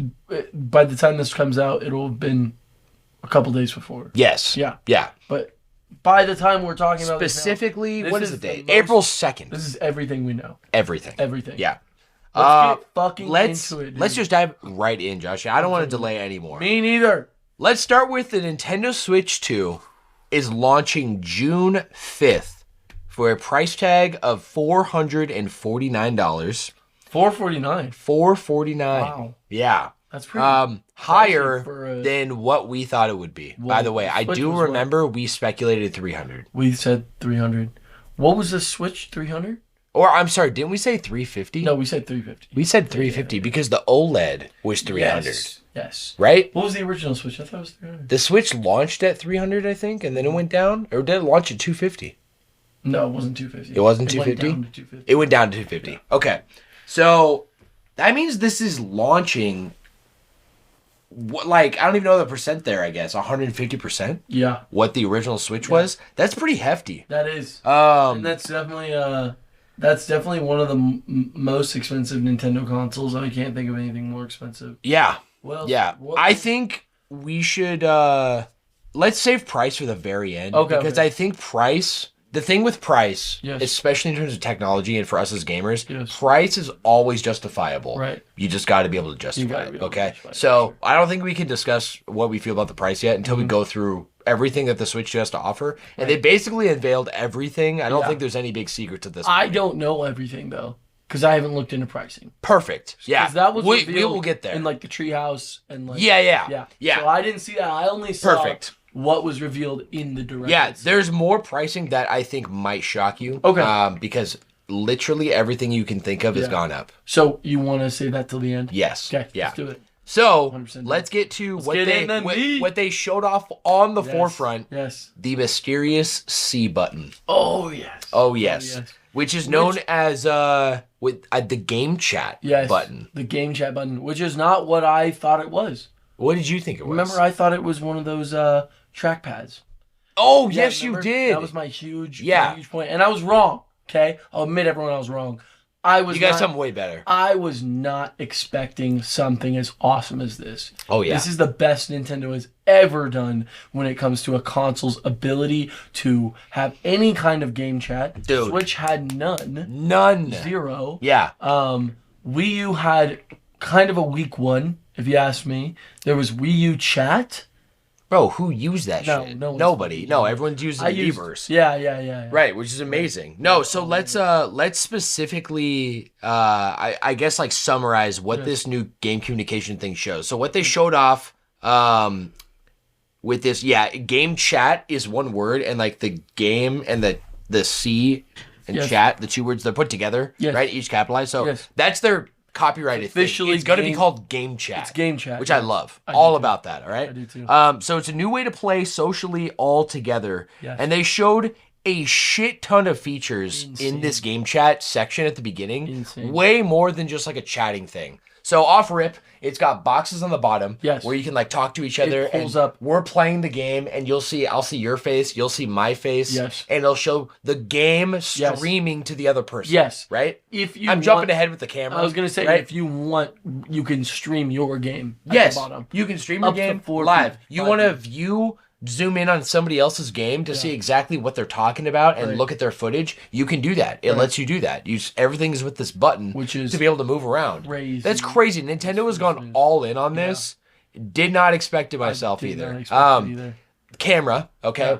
I'll get to the peripheral of the camera itself later. Yes. Just in terms of this game chat feature, there's a camera now, okay. And it's unclear if it comes with the Switch. It doesn't seem like it does. I Yeah. don't think so. But it's like this extra accessory that sits to the side. I think is way better than sitting on the top of a TV. I hate on top of the TV like cameras and how jank they can be, I guess. Yeah. So this made it look like really cool. And honestly, here's the thing. They really showed off multiple times AI tech, okay? In a way that I think you and I are both down for. So they showed AI tech with voice isolation. Yes. Right?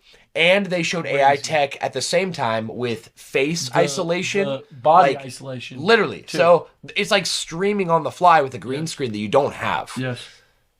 I want to talk a sec, pause right here and kind of maybe even Yes. wrap up the game chat features here. This is going along the lines of Nintendo, once again, doing something nobody else has done. Nobody else has done this in this way at all, ever. There's no PlayStation game or Xbox game. You're literally streaming with all that stuff happening on screen, and it looks as smooth as that, or it even does any of those things, right? And it's built into, this is built into our handheld Switch, Just the my guy. handheld itself too. What are you talking about? you You're can- talking Yeah. to the microphone that's on the console, The console not the itself. controller? That's crazy. I am mind blown. I want to hear your thoughts. Okay, first thoughts. If they are putting their eggs in this basket, the technology has to be good. Yes. And I think they wouldn't have just like done it if it was underbaked, because you're baking the button into button. the whole thing. Yes. Even the new Pro controller has the button on it, Yes. and the new, well, I won't spoil too much. That new The new Pro controller. Yes, well, bro. the other one that we saw, the other controller. No, yeah, we're on the The same one I'm boat. talking Yeah, about, that one. Yeah, no, they're literally like trademarking this name game chat to go with the button, bro. Right. They didn't even do that with the little nub in the 3DS, right? Like this is like they're really going all in. They've been thinking about this for a while. Absolutely. They obviously saw how bad the app was for like doing the voice chat It just stuff, wasn't bro. good. It's I just- used it once. Did you Right. ever use it? I used it. I downloaded it, didn't actually use it, but I saw like videos of people using it, what it looks like. Yeah. Maybe you showed me. Maybe. Wasn't impressed. No. It, if anything, a precursor for what this It is. was an undercooked version of this. Yeah. Not even close. Undercooked. Right? It's like Yeah. raw dough.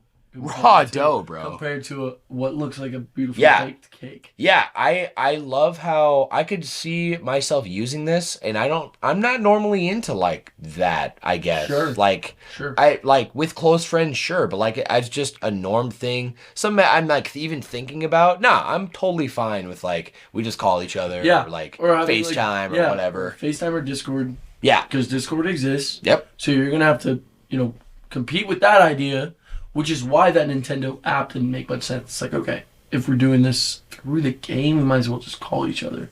Yeah. There's no point. Yeah, or use Discord, which already exists, bro. use Like, why are we Discord. trying to like make our own thing? Recreate the wheel. No, it's so like that was all everything with game chat. Big Huge. thumbs up for me.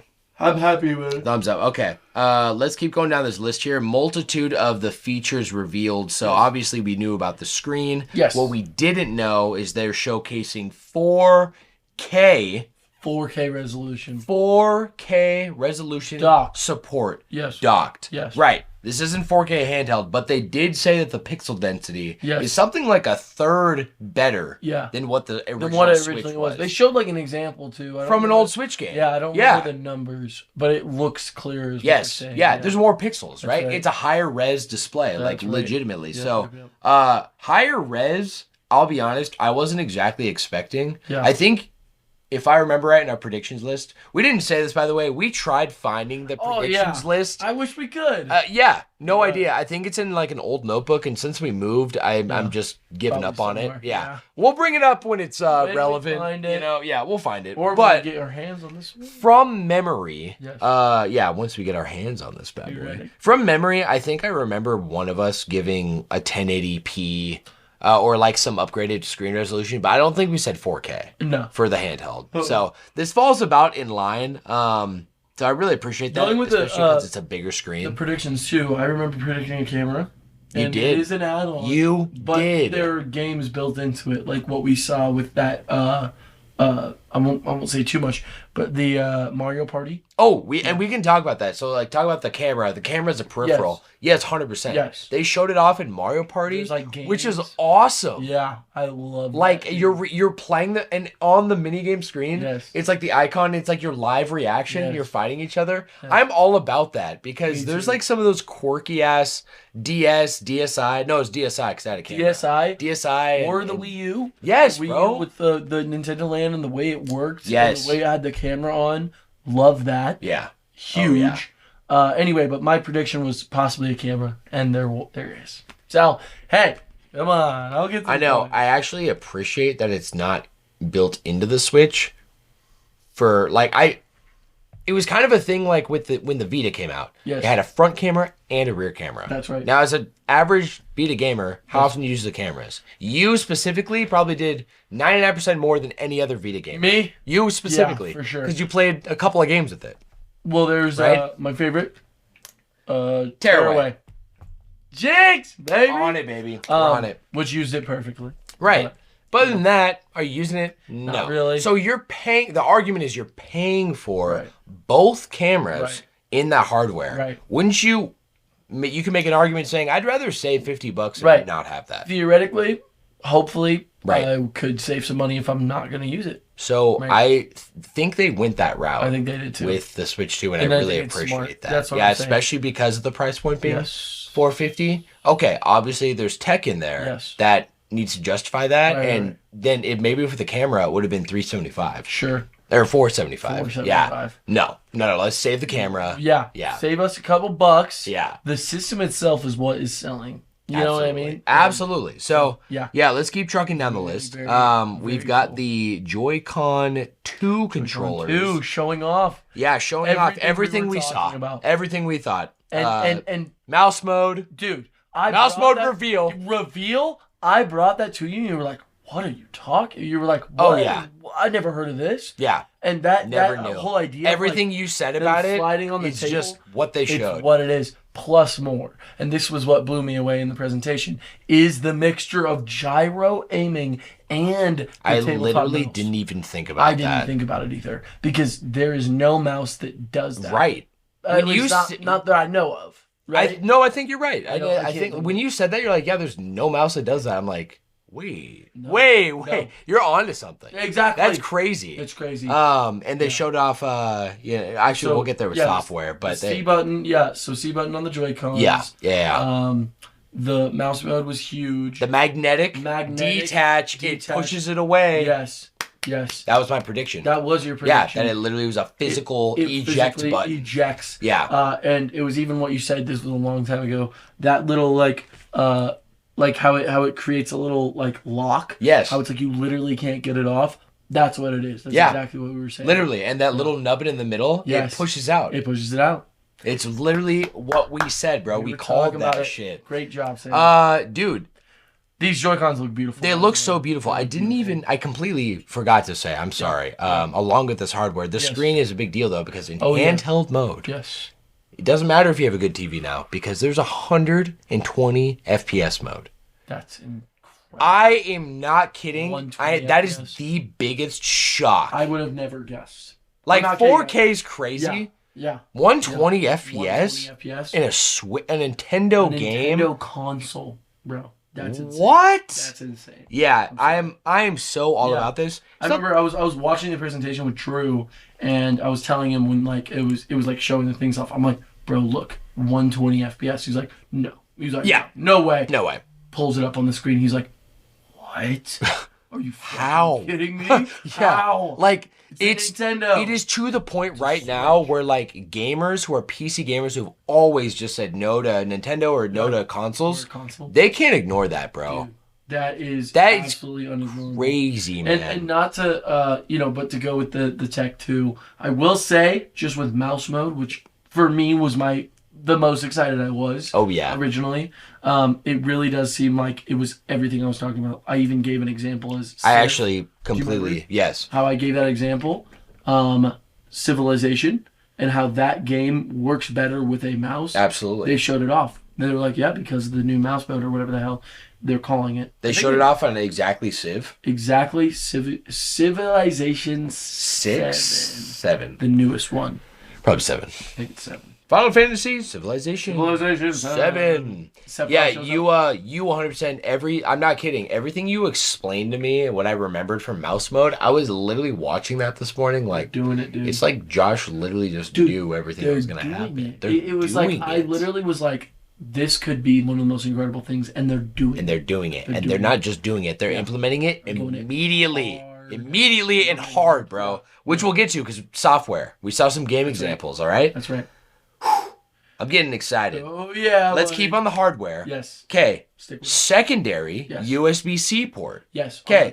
We saw that in the initial reveal, Yes. but we didn't really say anything because that had to be a peripheral port, right? Or even like we were thinking, okay, maybe charging would make it easier. Yeah. But now with the camera, we can see, you can have that in no matter what. Absolutely. You know what I mean? Yeah. Handheld. Yes. Don't need to be docked to the system itself. Yeah. So it makes it really clear and really easy for their tech, I guess, to like make it so like, okay, the dock has all this proprietary screen tech. Right. But you don't need all that? Perfect. And you don't want to switch your switch upside down. Having like a top attachment.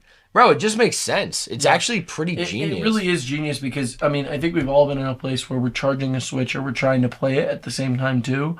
And at least for me, like having one like down there, it's just awkward. Yeah. You know what I mean? Yeah. It's just awkward having that where the thing is, especially in the history of all of these Nintendo consoles, having it on that exact spot that the Nintendo Switch 2 Yes. all DS, all 3DS, right?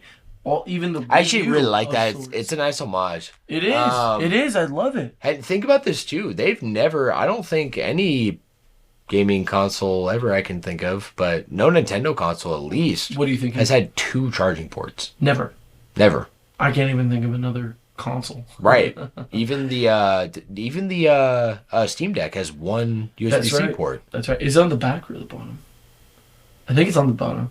I think it's on the top. No, maybe you're right. I think it's on the top. Yeah, it is. I don't think they have any. I think they have a headphone jack on the bottom, maybe. Or it has no jacks at all. Interesting. Interesting. No jacks. No jacks. No cracker jacks. One last thing about the aesthetics here, Joshy. Yes. This kickstand. Were you worried about the durability of this thing?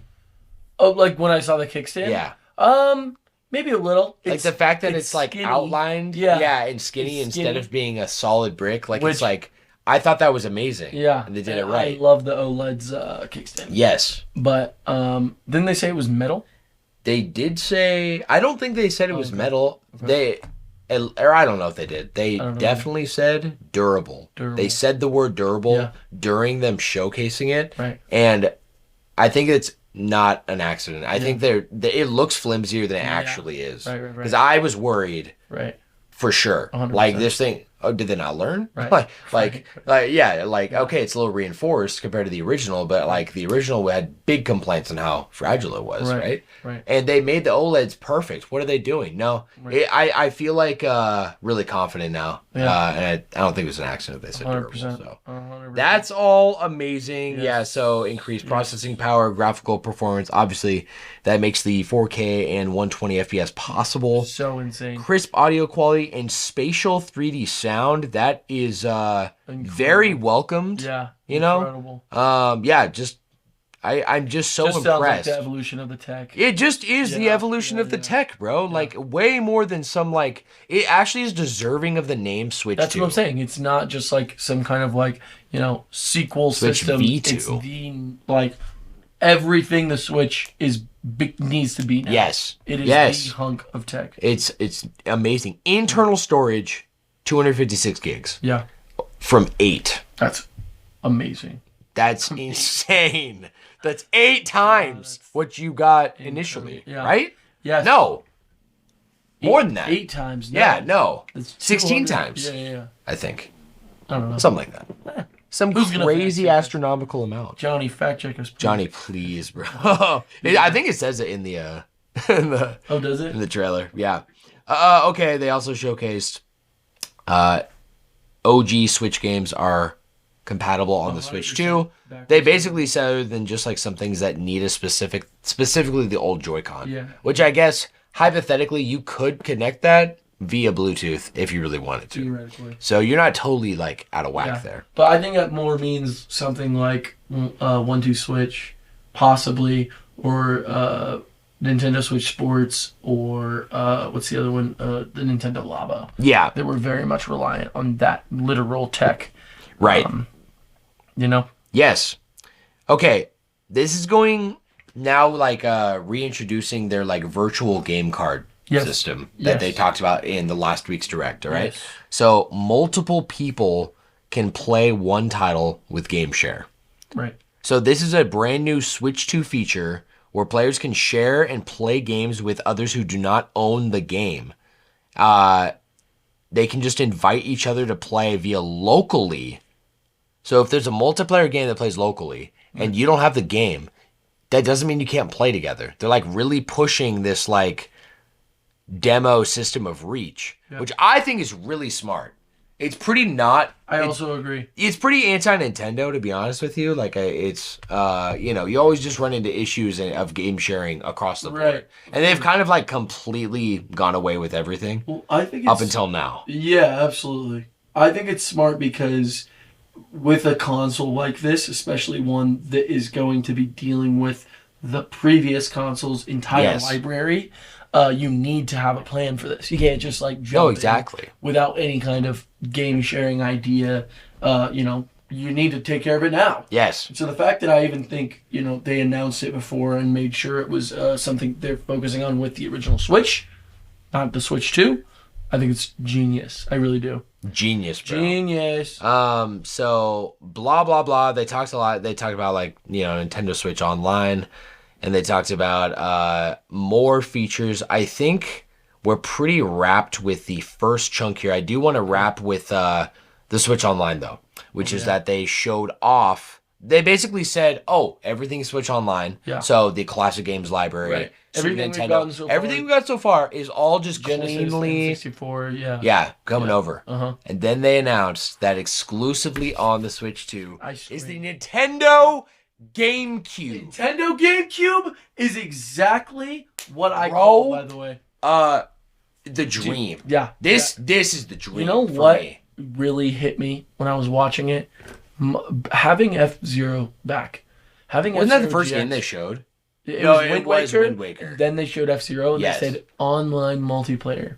You can play through the campaign and then you can play with people online. Are you fucking kidding me? That is.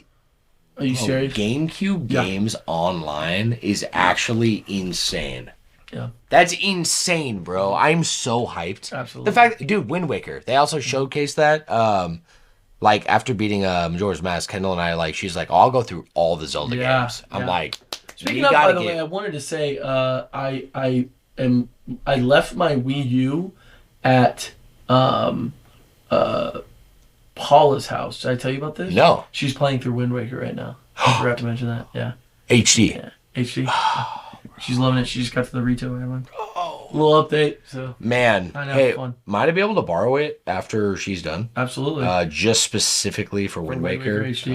and for Twilight Princess. Absolutely. I have both.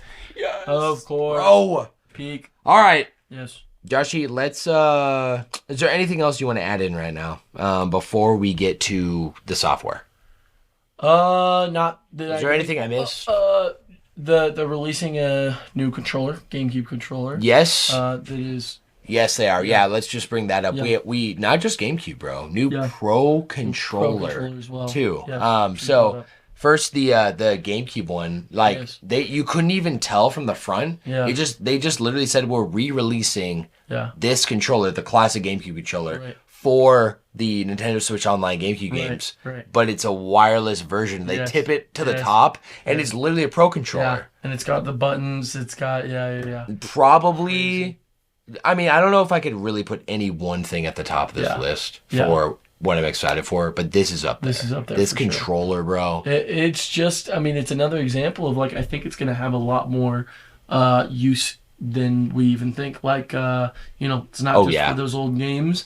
This controller, especially in the Smash community, but even like people use GameCube controllers for like Mario Kart. Literally. You know what I mean? Literally. Like this controller has survived the test of time. Actually. For sure. Yeah. No, it's just facts, bro. Yeah. So, also the reveal of the brand new Pro controller, which has the C button on it, the game chat button, and it has a headphone jack. That's right. Yeah. Yes. So, I am so impressed, bro. Me too. Like for an ever evolving, like forward thinking movement, we're gonna retroactively put in that wasn't in the Pro controller that I have like right over there, bro. No, it wasn't. That is phenomenal. No, that's fantastic. Yeah. That's exactly what you'd want, because I mean, even that just makes the party chat even better. You have a good headset that maybe you'd use on your like your Xbox or PS5 or anything like that. Continuously using that in that way. I love that. I love that Nintendo has even a way around that. If you don't have headphones, you can just use the one that comes with the system. Yes. Crazy. Yeah. Crazy. You're also going to really love it because it's got 2 new paddles on the back. Yeah. Which is awesome because I feel like they're adding in like pro features, kind of like the Xbox Elite controller and the PlayStation one. Yes. But they're not like making a pro version. They're just making, this is like the current version. Controller. Which has everything. Exactly. So there you go. Exactly. All right. Well, let's jump to some software here, Joshy. So off rip, you already know that they're playing a game that they teased last time. It's one of your favorite series ever. Oh my God. What's the first game they showed on that? Mario Kart. Mario Kart. Should I say it? You should. Oh, Mario Kart World. World. Did you see this coming? No! Are you kidding me? What? Who could have ever seen an open world Mario Kart game? Open world. Completely open. And this idea, the way they have the Grand Prix set up in these specific sections. Yeah, so walk me through the sections. So from what I saw and what I was able to understand, each race, each Grand Prix is a certain section on this massive map. Right. So these roads are all connected, theoretically. You can drive to each one of these roads. It's so Not only can you go off-road and go wherever the heck you want, your car's going to turn into a boat to go on water. It's going to get wings, to fly around. Yes. No more, what is that thing called? Gliders are gone. Yes. Snowmobiles on the freaking snow. You see like Rosalina's thing turn into a snowmobile. So hype, bro. Up to 5 people can play together online. Another reason why that game chat is going to be so fun. Exploring the world with your friends. Yes. Finding spots. Taking pictures. This is unlike any freaking Mario Kart game ever. This is like the Breath of the Wild of the Mario Kart series. Breath of the Wild of Mario Kart. Do you think you'd ever? I never thought I'd say something even close to that, Sam. That's crazy, dude. It is one of the most innovative and interesting ways you could take that series. This is the first time I have been extremely stoked for Mario Kart since Double Dash. It might be the game I'm most excited for. Really? I am a Mario Kart fiend, bro. You understand? I play that game just to race. I love racing. I know how much you love that game. I love the customization. But sometimes I think you're just playing it just to get even better, right? Sometimes. But imagine a whole game based around this. No, dude. And so the way the Grand Prix works is that there's going to be different sections and you go by each 4. And what they explained is the parts in between that you take to get to the next track is a part of the race. So up to 24 players are going to be in this. We have had, up until this moment, 12. Which is insane already. Insane already. And they're adding every character under the freaking sun, it looks like. Have you seen some of these characters? No. Okay. I'm Show sorry, me. dude. It's like the most ridiculous. Show me characters. some of these ridiculous it's characters. ridiculous. Please. It's ridiculous. Please, bro. I'm sorry, I know it's kind of a tangent, but I need to show you some of these. No. This This is, is- especially if this is like your like top. Dude, this is like unlike anything I could have ever seen. So, I mean, obviously you have the cow from Moo Moo Meadows, the dolphin, that thing, the fucking dry Hold bones. up. Fucking, What? Yeah, there's more too. I'm gonna find it. That thing from Sunshine? Yes. There's a snowman? There's these guys. Look at them. The dolphin. Dude, the dolphin? The penguin. Penguin. 64. Penguin's good. Yes. Love the penguin. And there's other ones too. I can't find That's them all. crazy. Yeah, everyone under the sun. You're not fucking kidding, Yeah, dude. it's literally crazy. So- It's literally crazy. It's like all these characters from like all parts of the world. The Mario world. And I think that's great. Yeah, I really that's do. fantastic. I love it. And, not all of them are winners, right? I don't know how many people are going to be playing as Snowman. But still, Yeah. I'm all about it. It's gonna be the More world's freaking best merrier. player. I'll tell you that.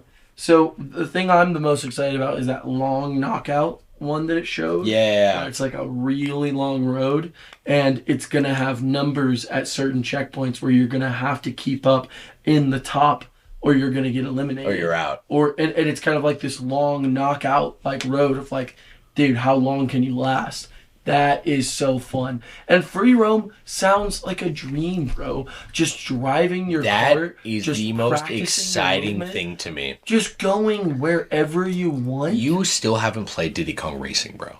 Never And Diddy Kong Racing Did it have something similar? has an overworld that you don't teleport between places. You freely go. You're like, oh, I'm over here, and then you like go to a different love volcano that. area. That's awesome. Dude, this is amazing. This is a dream. They're doing exactly This is a what you dream, bro. Okay. Exactly what you want. Speaking of dreams, Yes. because they don't stop. Tomodachi like living the dream. Living the dream. That's what this whole direct is Yeah, I about. know. This is all created within the universe of Tomodachi Life, right? Canonically. Bro, it is that they have somehow done another impossible for me specifically. Which one are you thinking? They have revived in full my lust for Donkey Kong 64. Oh my gosh, dude. It is a direct, like, 3D Donkey Kong game. Like This open game world, like looks everything. Looks like what Mario Odyssey. Yes! Mario. In the same way Yes! we're like, oh, we're probably never gonna get another Sunshine like or a 64 like Yes. back in 2017, and they show this off like it is. Dude, this looks like the next Odyssey, bro. So this is Donkey Kong Bonanza. Bonanza. Yeah, it is literally Odyssey of name, Donkey Kong. Go to name, go to design. I love the way the world works. Yeah, what did you think of like actually seeing the new DK? Like Loved it. in all the cutscenes and all the action. All You're all about it. it. It reminds me of Odyssey, where it's like it's very much doing things in the same way where it's like you didn't see Diddy Kong, you didn't see Dixie, you didn't No. see in the same way in Odyssey, you don't see Luigi, you're not seeing Toad everywhere. Right. It's new characters, new world, and it looks so different from Mario because it's not So just a platformer. different. It's Yes. like a destructible world that you're consistently able to just break shit. It looks basically made it seem like it's like break the world at your own pace. At your own pace. Right? Type beat. yes, Here's Odyssey meets Donkey Kong. Here you go. perfect. Awesome. Perfect. Yeah. Perfect. I'll figure it The out. boss fights look peak. The designs look peak. The world looks amazing. The facial expressions of Donkey Kong. You see him like running on all fours at one point, and he passes by like a banana, and he like smiles at it, and he's like, you know what I'm talking about? Yeah. I love that. I think that's great. That's the kind of stuff I want. It reminds me of Odyssey. I think you're gonna Like, love it. It's going to be one of the best Nintendo games. I could just see it. Like this is the kind of passion revival that we Need, bro. dude. Something that's crazy, and I want to like just really. This is kind of my final thought on all of this, because I don't think there's anything more to say. You guys gotta watch the trailer, Yeah, all right? you need to. Looks fucking peak. This is one of my most exciting. I'm just as excited about this game as I am about Metro Prime 4. Right. That's saying a lot, dude. It is. Because I'm really freaking excited for Yeah, Metro Prime 4. For sure. Donkey Kong, Mario. we're talking about them in this way because I think the dev team is the same. I think so too. I think, or at least big parts of the dev team. Like it looks like the Odyssey. It looks like Odyssey. Yeah, exactly. Right. It's like the Donkey Kong treatment, the Mario treatment of Odyssey. Right. With Donkey Kong 64 was made by Rare. Right. Who made Banjo-Kazooie. Right. They did not make Mario, bro. The Mario Odyssey team has come together and made this game. I am so... It's gonna be incredible. Yeah. It's gonna be incredible. What do you think of Donkey Kong's design? You like it? I thought it was a lot. I definitely felt stretched about it watching the trailer. Like, definitely watching being like, whoa. It's way different. Very different. Yeah, especially like his arm detail, right? And like showing just like how his like, face. I mean, well, of course, right? The first scene you see him, he's wearing a hat. It's very not Donkey Kong. And it's like, whoa. Yeah, the overalls are a huge vibe change, they look bro. So different. Way different than like this. It's almost like they went from like handsome Kong with like the tie, right? He always had the tuft and he had the tie, and he just always had a big smile. He's a big bad boy. This is like Goofy Ball, but he's awesome, right? Like Goofy Ball kind of like meets like it's kind of like a Wreck-It Ralph vibe, a little bit, but like just awesome. It's very animated. It's very animated, very clearly. And I am personally really, I'm almost going into it hoping that this game sets a brand new Donkey Kong vibe. I completely across agree. the board for me. I think it's going to. Yeah, I think that even what I've seen from like what was the app we just downloaded? No, Nintendo Today. It had certain things you could say. The big IPs of Nintendo. Big IPs, and Donkey Kong was one of the very very, very, very, very below Xenoblade. That's right. That's That's strange, my guy. I love that. I know it's definitely not in alphabetical order. All right, Joshy. Well, they also announced then, continuing on software. Yes.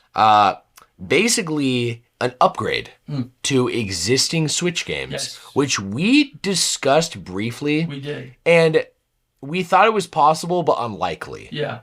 We said maybe. Yeah. Maybe. Yeah. They're fully doing this, dude. Nintendo Switch 2 Edition upgrade packs is what they're calling them, okay? So they do cost money, which is unfortunate, but it's not really unheard of. I won't lie.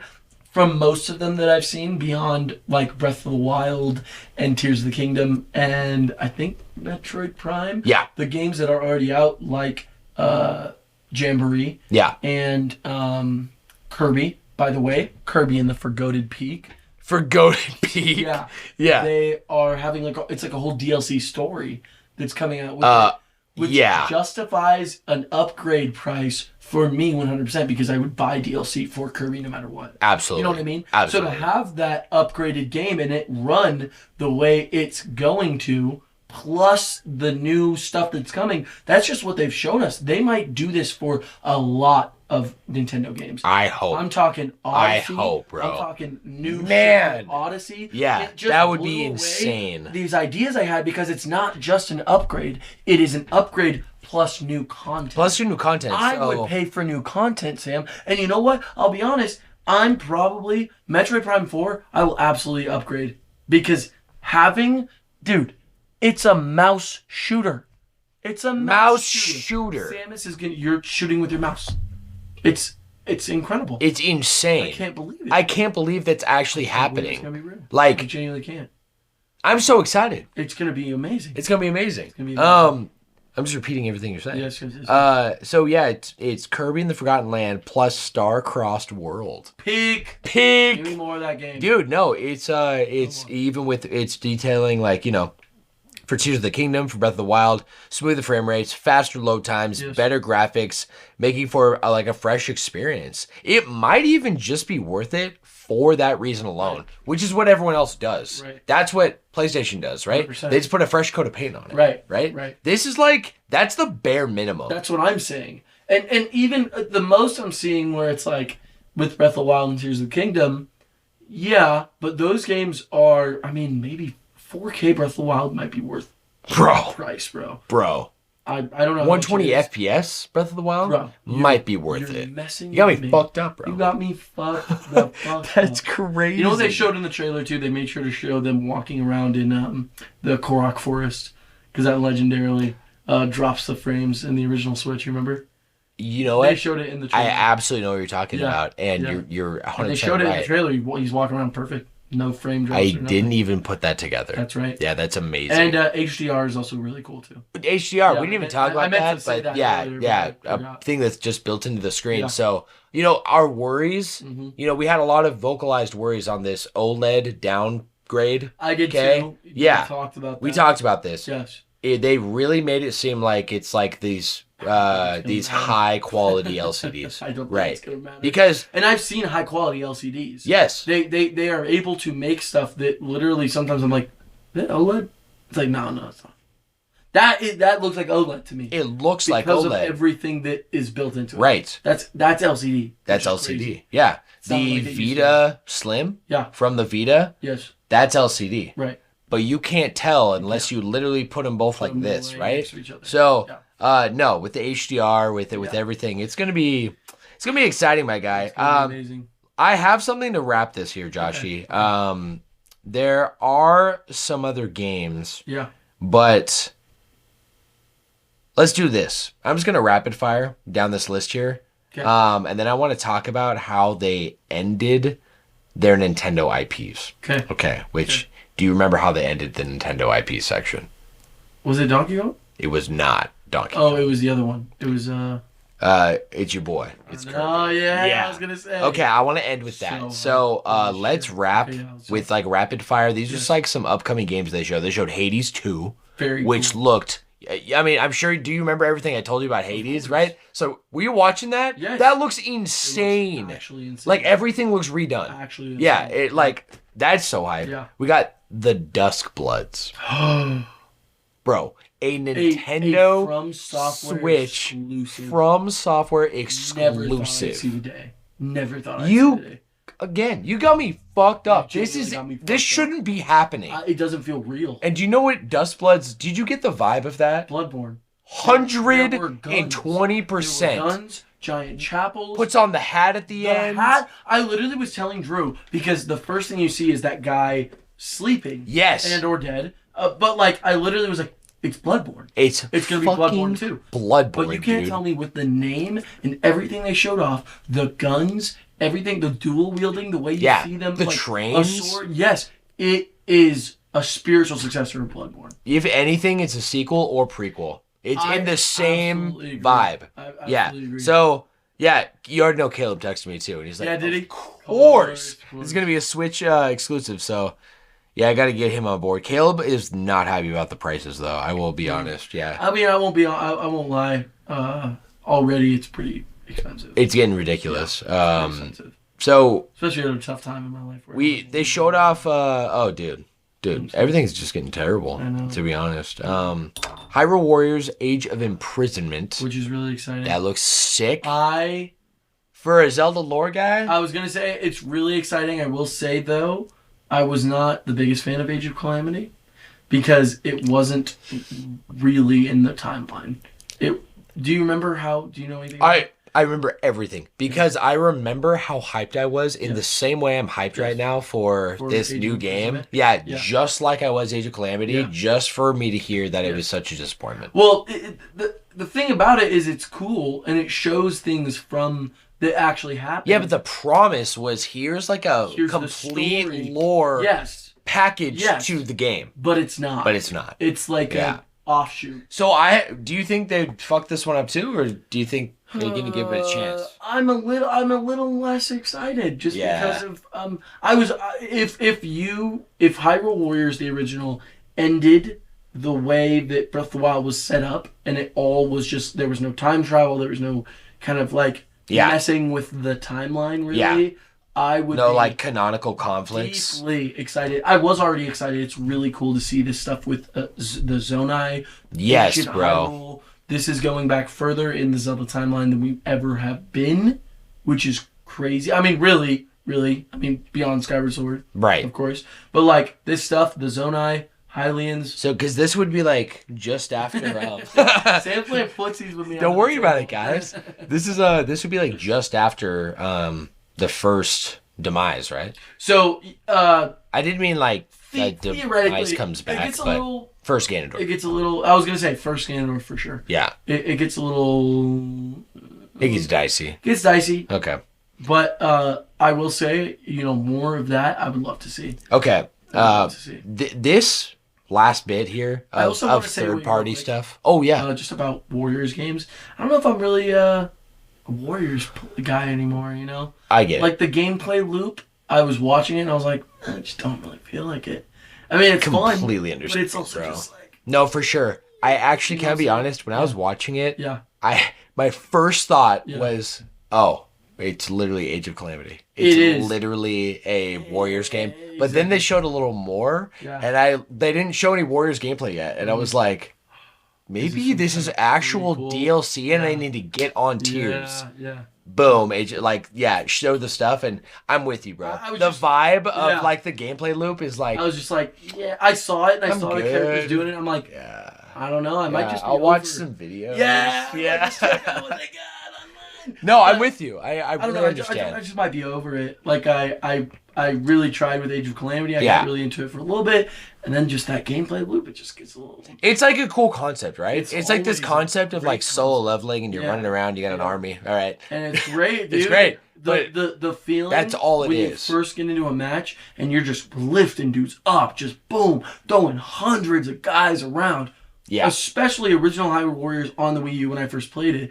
Oh, Seeing yeah. Bokoblins fly like that Yeah. to Link, it's like, oh my gosh, this is awesome. Oh yeah. I just think I'm over it. I just think I'm with you. I just saw the trailer I'm and I with remember you. saying Yeah. thinking that in my head. So I This thought is like of the it. 24th Warriors game, so like, it's I don't know what else they can improve on, That but was good. Joshi, Yes. this is gonna blow your mind if you were missing the last bit of things they showed you. I didn't see a couple of these games. Okay. They announced Cyberpunk 2077. Oh, yes, I saw that. Okay, I saw that's all this huge. I mean, I was deep into this. yeah.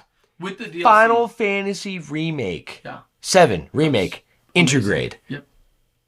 Wow. Pocket edition, no nothing. No, yeah, no pocket edition, no streaming. And it looked good too. It looks so It had those particle good. effects that we were talking about years Yes. ago when it first came out. The fact that I'm Yeah. gonna be able to play this handheld, oh my gosh, It it's genuinely a is. dream, bro. It is a dream. No streaming. No streaming. Yeah. no, none of that like crap. The cloud edition. That's what they That's what just they did that call with it, yeah. Kingdom Hearts like Yeah. last year.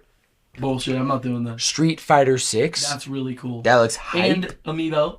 And Amiibo. 3 new Amiibo. They're still doing Amiibo in the year of 2025. Yeah. Just And they're doing Amiibo cards again. not bad, actually. They're bringing them back. Yeah.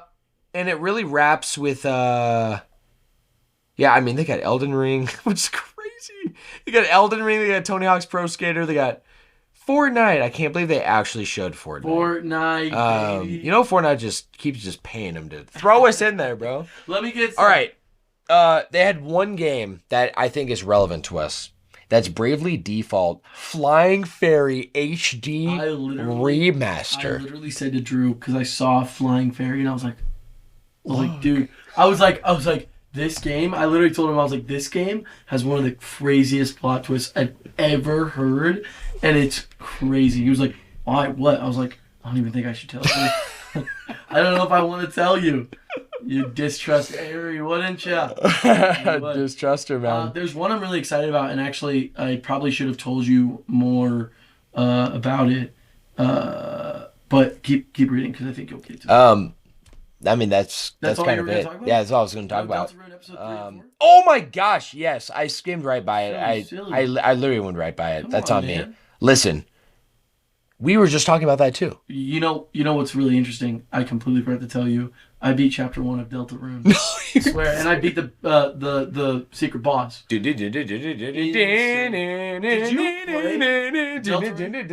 so of course good. I did, bro. Oh Oh my gosh. That guy was genuinely. Did you play the secret boss? Yes, bro. Impossible. Suck dude. my I ass. could not believe That boss He kept saying is something so like, insane. yeah. When the ducks came on, you know that part where it's like those ducks flying across the screen. I don't remember that. I It's played it when it fun. first came out. Okay, it's yeah. But I Um, remember that song like yeah, it was yesterday, so bro. good. Yeah, it's called like Brave New World or something. Yeah. It's like So- the world revolved. The world revolved. Yeah. Yeah. So I beat episode 1. I'm on episode 2 right now. I'm really impressed, and I'm more impressed with everything Toby Fox is setting up. Like this guy, Drew has dug so deep into it. Everything with Gaster, I have found he literally has been playing it with me. Not just Undertale. He's in Deltarune too? Dude, there are insane things in Deltarune that have to do with Gaster. I genuinely think Toby is writing one of the most... He's taking Undertale and exploding it in like this Takahashi way. Where it is beyond what you can expect. Do you remember the end to episode 1? Yeah, like you're talking about with the king and everything? No, the very end. The very end. The last thing you see with Chris, the main character, getting up at nighttime. Yes, bro. And reaching in and grabbing the heart. Yeah. And then throwing it in the cage and pulling out a knife. Dude. Okay, it changes so much going forward. This idea that you, as the player, are against the will of the person you're playing as. So unlike Undertale, where each decision you make determines matters which will you are. Yeah, this theme is like is you enforcing your will onto a real character. That idea of this character, you know, whoever you put your name in as at the beginning, right? And Chris being a separate entity is fascinating to me. Wow. It's really, I've never thought about it like that, but that actually makes a lot of sense. He's setting up some incredible stuff, and I think a lot of it has to do with, like, that clown guy. If you go back, Drew showed me all of this, if you go back and talk to Stitches or whatever the fucking cat guy with the shop, if you go and talk to him about it, he basically says, he's like, yeah, no, he was like the royal jester, he was a good guy, and then he met someone, and that person like sent him down a dark path.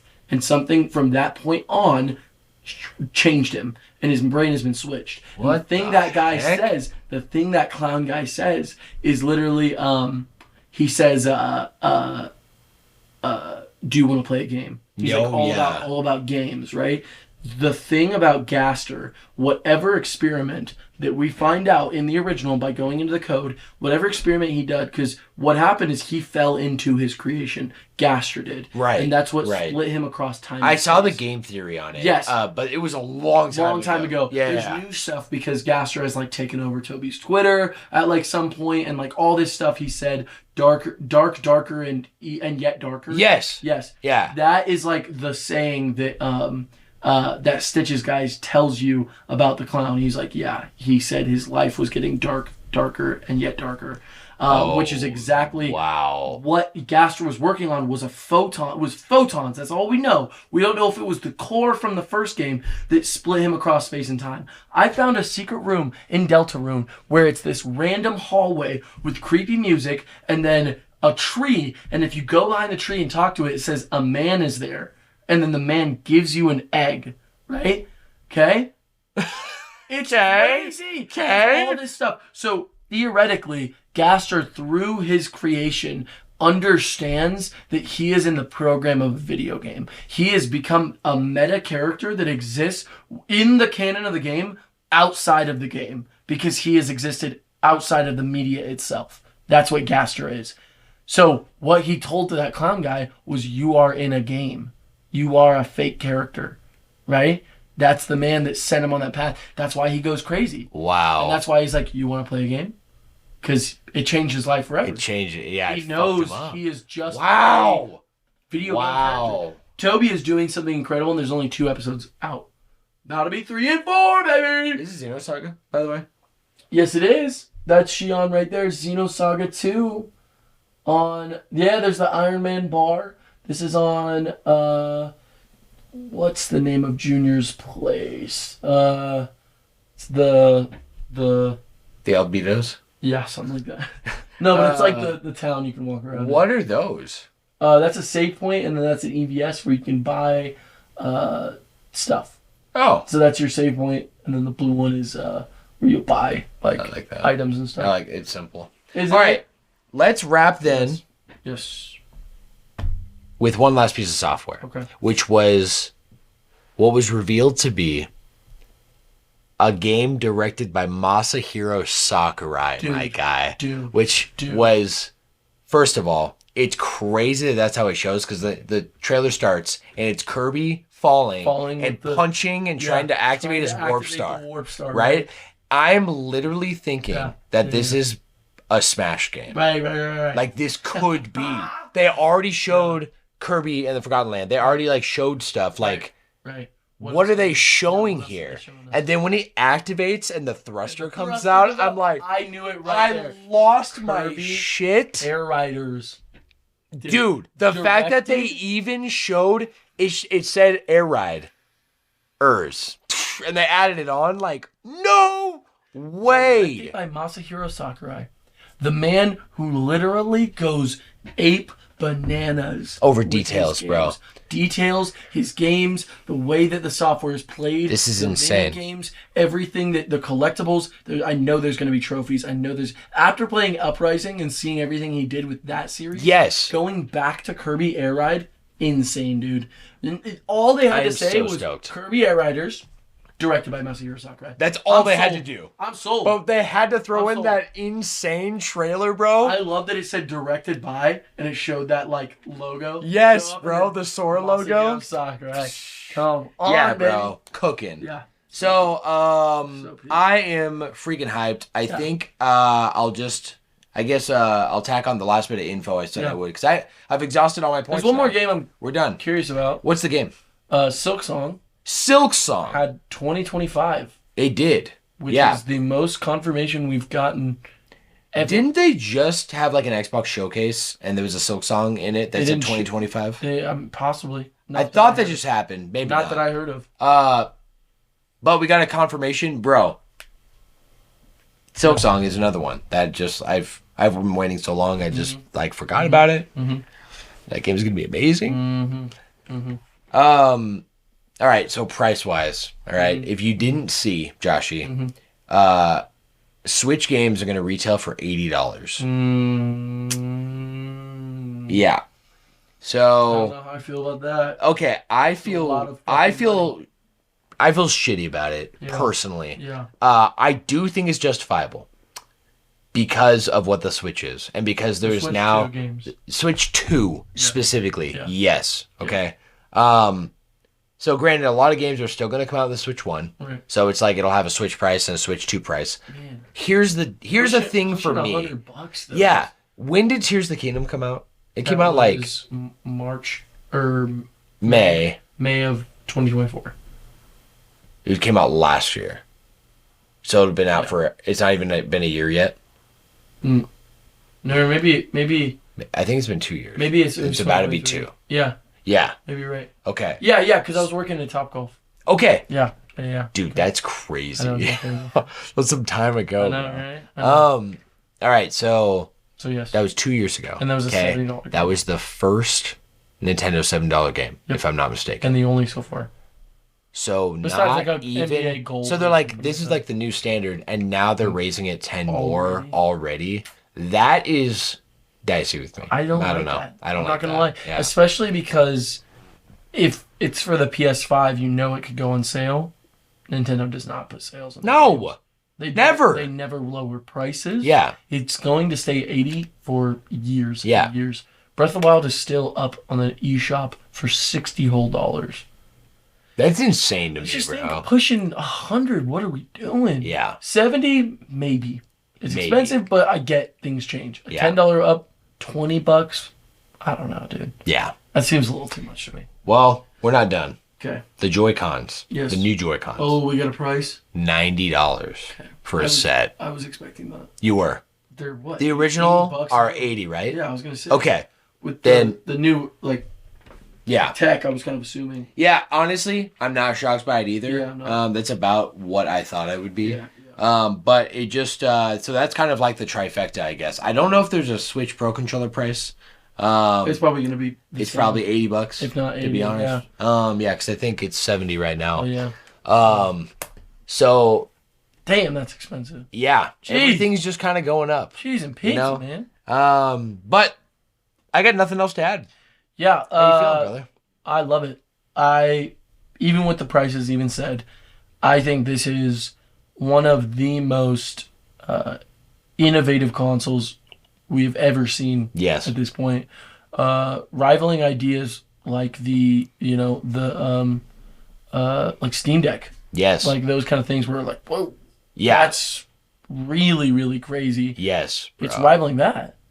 Mouse controls on games on Yeah. a console is just incredible. Yeah, bro. Like, it's the thing that just makes it so special is like Game chat, like it's just doing so it's much. turning into the all-in-one. Yeah, truly, seriously, everything is seriously. there, and it's not the thing about even like Steam Deck, bro. Is like it's gonna be outmatched Yes. in a year or two. That's true. Always. It's true. Nintendo is doing something and creating something is so synergistic in its ecosystem that nobody's competing with them anymore. You can't even say at this point that the Switch 2 is comparable to the Steam Deck 2. No, They're just not the same. no, not even close. Software and Different hardware. leagues, yeah. Yeah, different leagues apart, bro. Yeah. Um, I just really do feel like Nintendo did it again. they did it again. It's not a Wii U, it's the Switch 2. Yeah. You know, I mean, Yeah. there was that fear of like, oh, okay, you know, last time we made a sequel console, Yeah. didn't go so hot. Yeah. But I think they've learned everything they need to learn. They knew what they were doing with Donkey Kong. They knew what they were doing with Mario Kart World. Yep. They knew what they were doing with these like remasters and even showing Air off Ride, these bro. things. Elden Ring, we didn't even mention. Elden Ring coming to Switch, having a From Software exclusive game. Like, we're in that timeline, We're dude. in We're peak here. Nintendo right We're now. here. It's literally it's only right getting now. Crazier. Yeah. It's only getting crazier. Yeah, dude. 4K, No, I'm stoked. 120 Right. FPS. Great. By the way, how does Xenoblade Chronicles remain a peak IP if they're just done? How's that happening? It's not. They're not. No. They're not. Joshy, Yes. let's break into our Let's break. game. Oh, yeah. Our own game, if you will, Oh, brother. Yes. All right, Josh, you know how this goes, and I have a little assistance today Okay. that I'm going to show you. So, check this out. I got this like little like alarm clocky thing. Like if you want to call it that. So it's got like games on it, right? Yeah. Yeah. So you can like go here, That's sick. and it actually is a score counter. No. Yeah. So That's look, we can perfect. go back and forth, and we can add to each other's scores. No. That's awesome. Isn't that sick? Yeah, You want to be man. blue or red? You can be blue. All right. I'll be red. All right. Then you are gonna start us off, my friend. Right. Are you ready, Josh? So ready. All right.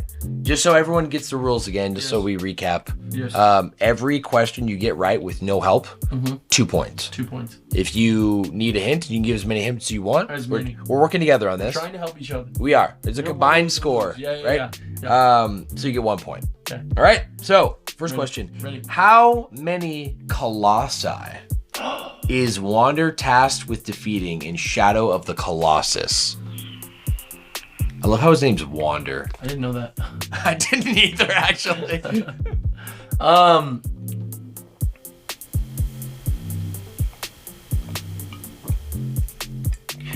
I think it's 9. And why do you think that? I don't know. Well, you're wrong. Fuck. Okay, I'll ask for a hint. Okay, Higher or lower? Wait, no. definitely higher. I would say amongst like common video game and like fiction, like kind of like numbers for themes, this is higher than most, is what I'll say. Oh, really? Yeah, this is higher than I'm gonna say 16. nailed it. Let's go. Let's go, Let's baby. go. Yeah, so I was actually I was thinking 13 is Yeah. most common. Like That's when what I was you, thinking, yeah, 13, there's 12, threes, there's sevens, there's sixes, Yeah. 12, 13. Oh, this is higher than all that. I didn't know there was that many actually. Yeah, I didn't. I mean, I've beaten it actually. I have the Yeah. platinum on nice. on the You remade did, version.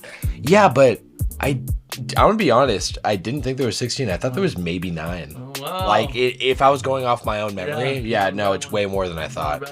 Round. Second question. Yes. Well, this is a good one. Ah. Developed by Rare. Which side-scrolling beat-em-up game was released in 1991 in response to the popularity of the Teenage Mutant Ninja Turtles?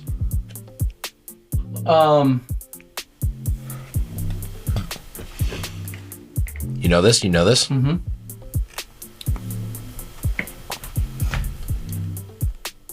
It is Teenage Mutant Ninja Turtles. Something. It's not. Oh. Yeah, this was made by Rare in response to the rise of popularity of TMNT. This is not a TMNT game. Yeah. So it's in the vibe of TMNT. Okay. As much info as you're getting out of me without hints. Is it Battletoads? It's Battletoads. I knew you knew it, bro. Straight up. Hell yeah, baby. All right, baby. Are you ready? Yes. Good job, baby. All right. This one's a little tough, but I know we've talked about this game before. I don't know if I would know this. I'm telling you now. Okay. Vaults of Glass. Nice! In the 2015 horror game Until Dawn, which actor provides the voice and motion capture for Dr. Hill?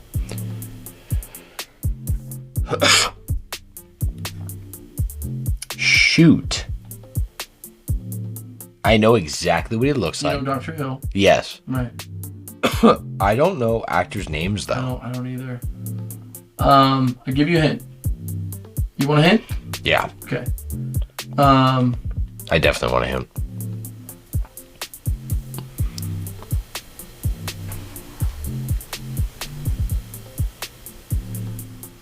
Think Spider-Man. Okay. Okay.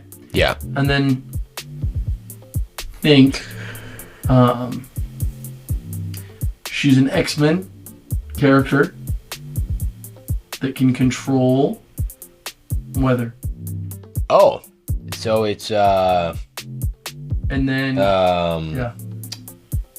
It's something Storm. It's I said think Spider-Man. yeah.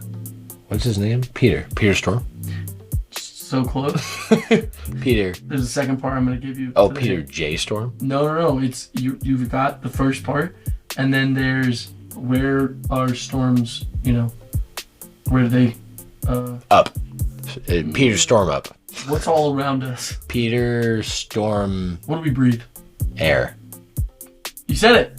Peter Stormare. Peter Stormare? Stormare's his last name? I'm weak, bro. Oh, All right, shit, I'll did take you that see one. the other No, one? I didn't. Yeah, I promise. All right. First All right, ready. appearing in the 1986 game Castlevania, player character Simon Belmont is usually seen wielding which type of weapon named the Vampire Killer? You know this. Whip. That's exactly it. Done. Nice job. Let's go, buddy. baby. Let's go, All right, let's go, both let's sitting go. pretty on 3 points. We are. All right, bro. Okay. We've got first question. Which real-time strategy game series by Creative Assembly has had entries with Roman, medieval, and Napoleonic settings?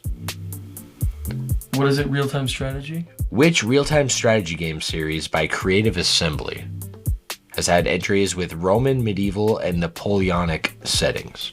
Is it Civilization? It's not Civilization. I've heard of this game. I don't know if I know it. Yeah. You need to give me All a right. hint here. So your first hint is it's 2 words. Okay. And war is in the title. Age of War? No, but you're getting close. It's 2 words. Okay. Yep. So it's blank war. Armor War? Hmm. Civilization War? Not that one. Think like Colgate war. Colgate? Yeah. Toothpaste War? Really close. Oh, really? You're really, really close. Tooth War? It's not tooth. Yeah. Paste War? No. Shit. Really locked on that toothpaste. It's Colgate. Like, Whitening War? Colgate. Isn't Colgate toothpaste? Yeah. Yeah. What's like their complete package? Brush Wars?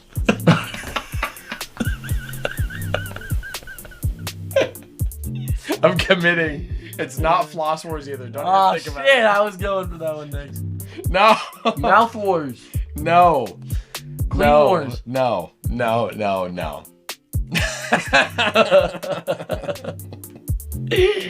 It's Total War. Total War? Yeah, like Colgate Total. Ah, fuck that. No, that's okay. I would have That gone. was really close. So So I went funny. two. I went You lightning. full I went everything. All right. mouth. In a reference to Citizen Kane, which cheat code provided players of the 2000 game The Sims with 1,000 simoleons in current... Wait, what? That's a currency? Uh-huh. Okay, with 1,000 simoleons upon its entry. Dude, I have no fucking idea. It's a cheat code.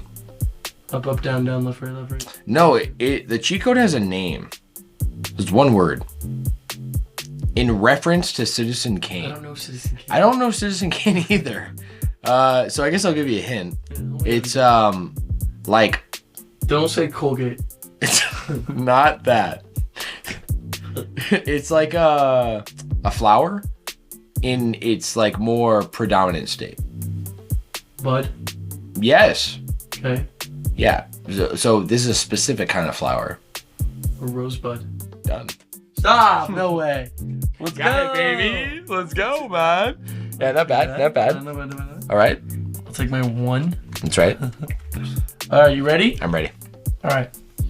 Damn, this sucks. I think I felt, Check man. this out. Which Apple... Fuck. Which actor and comedian... Which apple? and comedian voices Jasper in Fable 3? Oh no. I have no idea. Yeah, hint. Yeah. Hint. Fable 3? Who's Jasper, first of I all? don't know. Think, what do mice eat? Cheese. That's right. Yep. Okay. Mark Wall cheese. Think of how you spell cheese. Okay. You want me to spell it out? Yeah, Okay. Wait, no. Cheese. that's right. Okay, imagine that H is an L. Cleanse or clease? Where did the N come from? I don't know. I was just trying to make a word out of it. I forgot it's a name. Please is great. Clease? Who's the unofficial third host of the podcast? Johnny. What is another nickname for Johnny? Little Dicky. No. that is for him. But for the name Johnny, Let's see. what else do you go by? John. Put those two together. Okay, Cleese John. Think of it like a real name. What order would those go in? Oh, John Cleese. Please, Cleese, John. Please, John. I can't talk anyway. That's fine. Cleese, Oh. comma, John. I got a good one for you. Yeah, right. Ready? All right. Introduced in Mario Kart 64 and a staple in the series since. Relevant. I'm in. Mario Kart. I'm in. Which controversial projectile targets the race leader? You know this. The blue shell. That's exactly it. Ding, ding, ding, 2 whole points, buddy. All right, man. Nice, nice, I nice. know that blue shell all too well. Joshy, your final two questions. Okay. In League of Legends, Fuck. what term is used to describe the number of minions a player has defeated? You would have known this. Absolutely. Is that your MK, your minion kills? No, but you are on the right track. Really? Would You're you on let the me right track. Yes. Yeah. Okay. You can guess as much as you want without hints. Oh, okay. Yeah. Your minion deaths? No, you're on the right track though. Okay, Still. okay. Yeah, you're thinking along the correct lines. The minion takedowns? Nope. But you keep going. Minion You're probably gonna need a hint, but keep going. minion destructions? No. All right, I'm gonna start Give giving me you a hint, hints. give me a All right, it's not minion. That's your first hint. Oh, okay. But along those lines. Killer? Kill? Your KD. No. So instead of minion, Yeah. think of another name. Soldier. No. These are little monsters. Yeah, it's the little guys. Yeah. Summons? They're called minions. Oh. Yeah, but like, what would be like a? Sounds bad. Maybe like a little like derogatory term for a little minion. A midget? Yeah, along those lines, but no, it doesn't have to do with size. Oh, slave. Like Prisoner. No. they're a creature in Minecraft. Zombie? No. No, but you're on the right track. Creeper. Yes. Now Stop. take out the Creep? Killer? No. But Creep. keep going. Slayer. Yeah. So it would be like a number, Oh. and it would Creep be counter? like yeah, but that's not it. But like you're almost there. Creep. Creep. Creep. Like the number keeps going up like this. Oh, creep count. Keep going. Keep going. Creep tally. You keep going. You're getting, Creep, come on, bro. You're getting them all. You know it. creep marker. Think of sports. Creep score. Yes! Yes! We're like literally screaming. Let's go. Let's realize, yeah, you got it, baby. Let's go, baby. Creep score.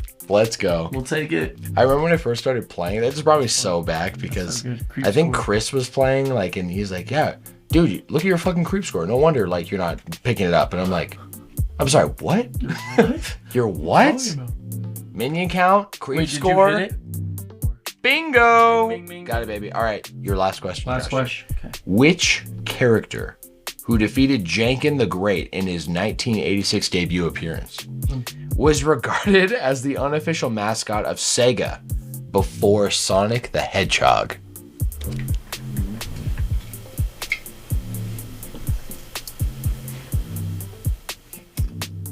You actually know this from some crazy jank trivia we did a long time ago.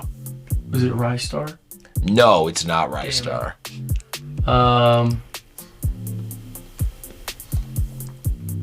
No, it's definitely like a made-up character Yeah. who defeated Jankin the Great. Sega.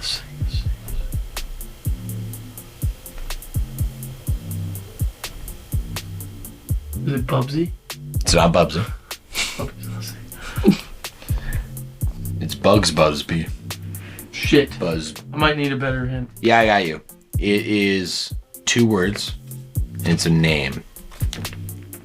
2 words into name. Yeah. The first name is pretty common. Jeff. Could be a guy or a girl.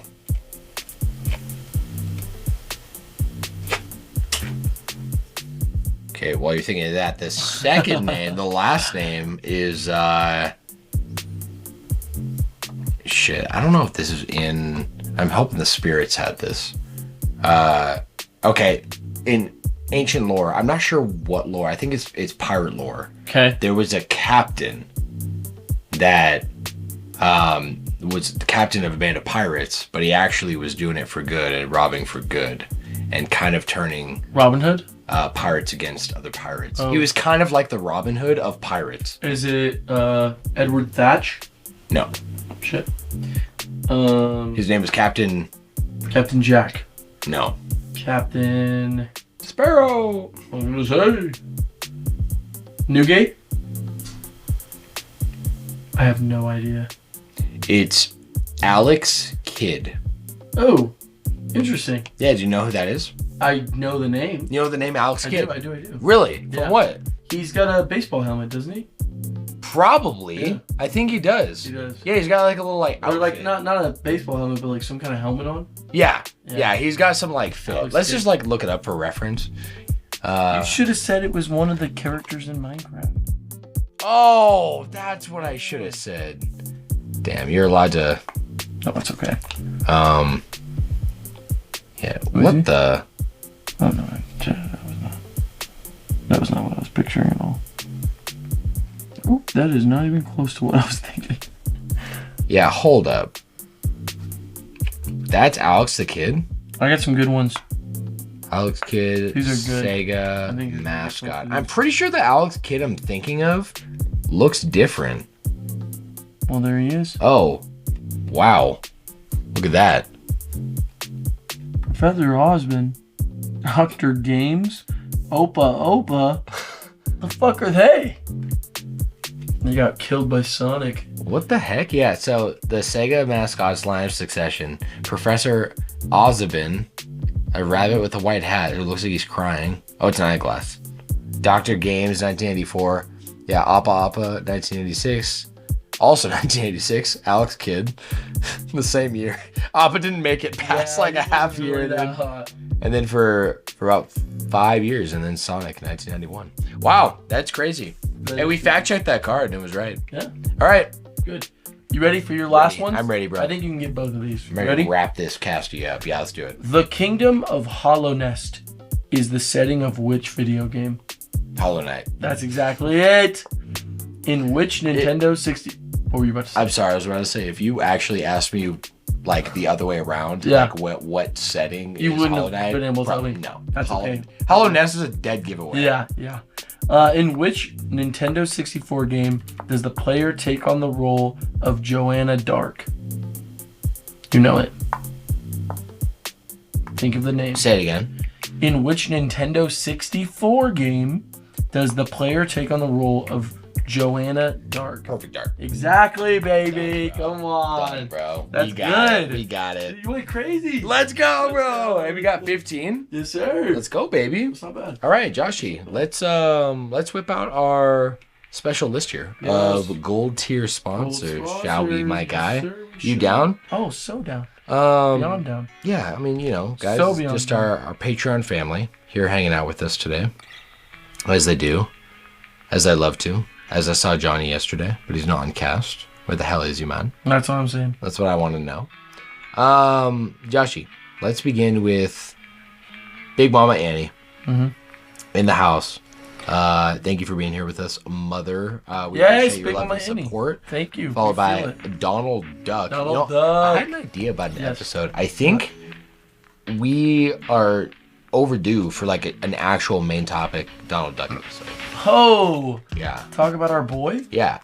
I think we can make it that's a good happen. idea. I think it's a fantastic Yeah. idea. Okay, bet. I'm going to run that by you. Yes. Queen Kendi, Queen also in Kendi. the house. Big shout out. Yeah, huge shout out. We love I love her, my Pokemon card. her. Yeah, Queen. Yeah, Queen. Surely. We've just been made opening up some Eevee. packs. Oh! Wow, he's looking so stud muffin over here. Hold on, I gotta take a picture of Joshy. Fan up the cards real quick, dude. Oh. Not Chappy GBT. Oh. I wanted my camera, bro. Let's get it. No, I don't use that shit anymore. What was that one app called? I don't remember. Oh, Be Real. Be Real. Yeah. I Do you just still took one use that? yesterday. I just took it yesterday. Just for fun.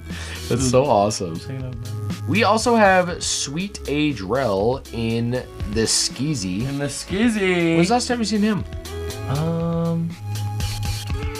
Was it when we all Probably went when out? we all went out, yeah. Yeah, I need to go But and he see also their does pads streaming, still. so check him out Yeah. at Sweet A. That's Sweet A. Sweet AYEEE. Don't forget that last Twitch.com. E, guys. That's right. Johnny Bravo. Yes. Talking to you, buddy. Don't He forget helped. that last He helped E. you get that trivia today. Yeah, sure Yes. did, man. Yes. And I really appreciate that, Johnny. Yeah. So thanks for always being there to help out.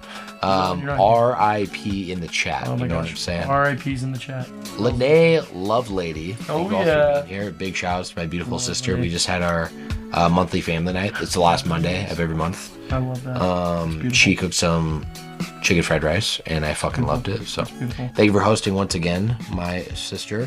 We also have my beautiful brother, Mikey Sandoval. Mikey Sandy Listen, of the Sandoval 7. Of the Sandoval 7. Yes. Got a shout out for Taden and Lando. Yes, Landon, Big Lando. Daddy Lando as Big well. Daddy Lando. Yeah, dude. We should call him Lando Calrissian.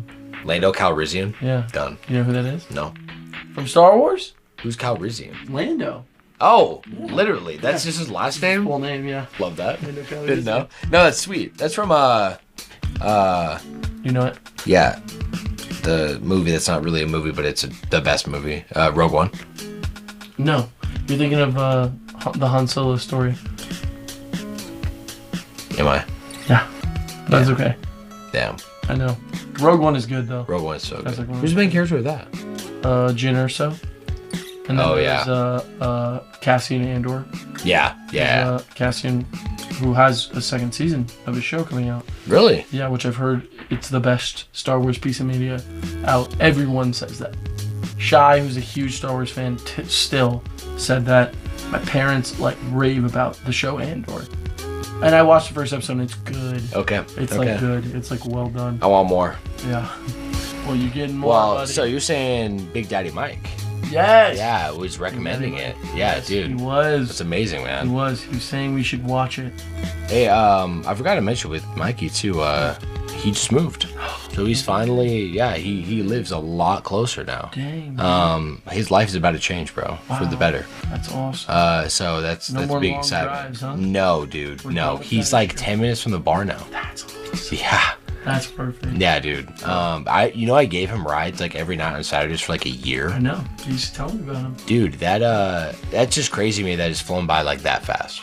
Yeah, and now he's just out of it because The blessings most he of, deserves. dude, seriously, because most of his time is just spent commuting, Mm-hmm. right? I mean, my man.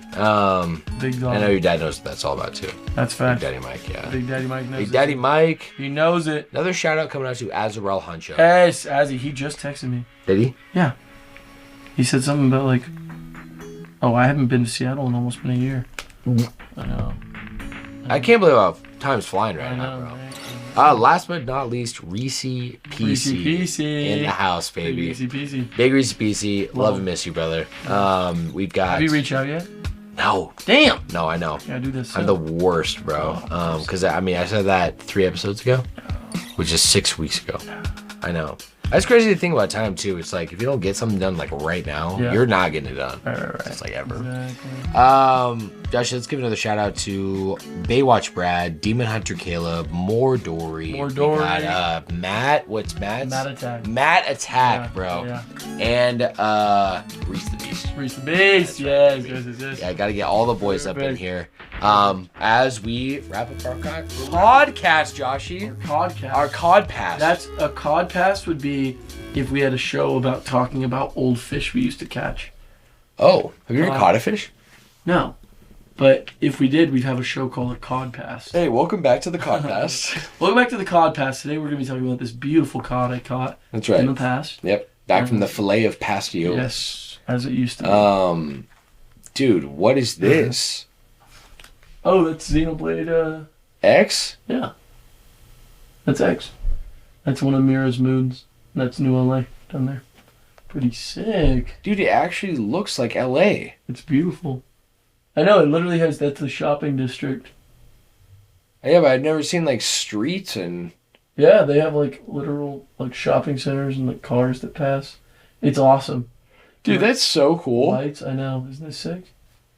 Well, let's wrap it here, brother. Yeah, let's wrap I it. think it's time for us to run some Smash or something, bro. Please. Yeah, dude. Yeah, thanks for joining me today, Yeah, brother. thank Thanks you, for man. letting me get all Thank my. you. I was gonna say thank you for letting us all talk about all this shit, and thank you everybody who was listening, because me and Sam, we do it even if you guys weren't listening, but it's a damn treat. Yeah. That you are. Yeah. You know what I'm saying? Thanks for being here, guys. Thanks yeah. everybody. Thank you, Joshy. Fucking love you. Fucking love you all. Tune in 2 weeks. Yes, that's for right. episode 69. Oh We're yes. gonna have something special. Planned. We will. So Yeah. Tune the flip in. Tune the flip in, Tune the guys. flip in. Guys, we will be praying. God bless you all. Yes, God bless everybody. We love you, and we'll see you in a couple weeks. That's right. Be safe out there, guys. See ya. We'll see you, man. Bye.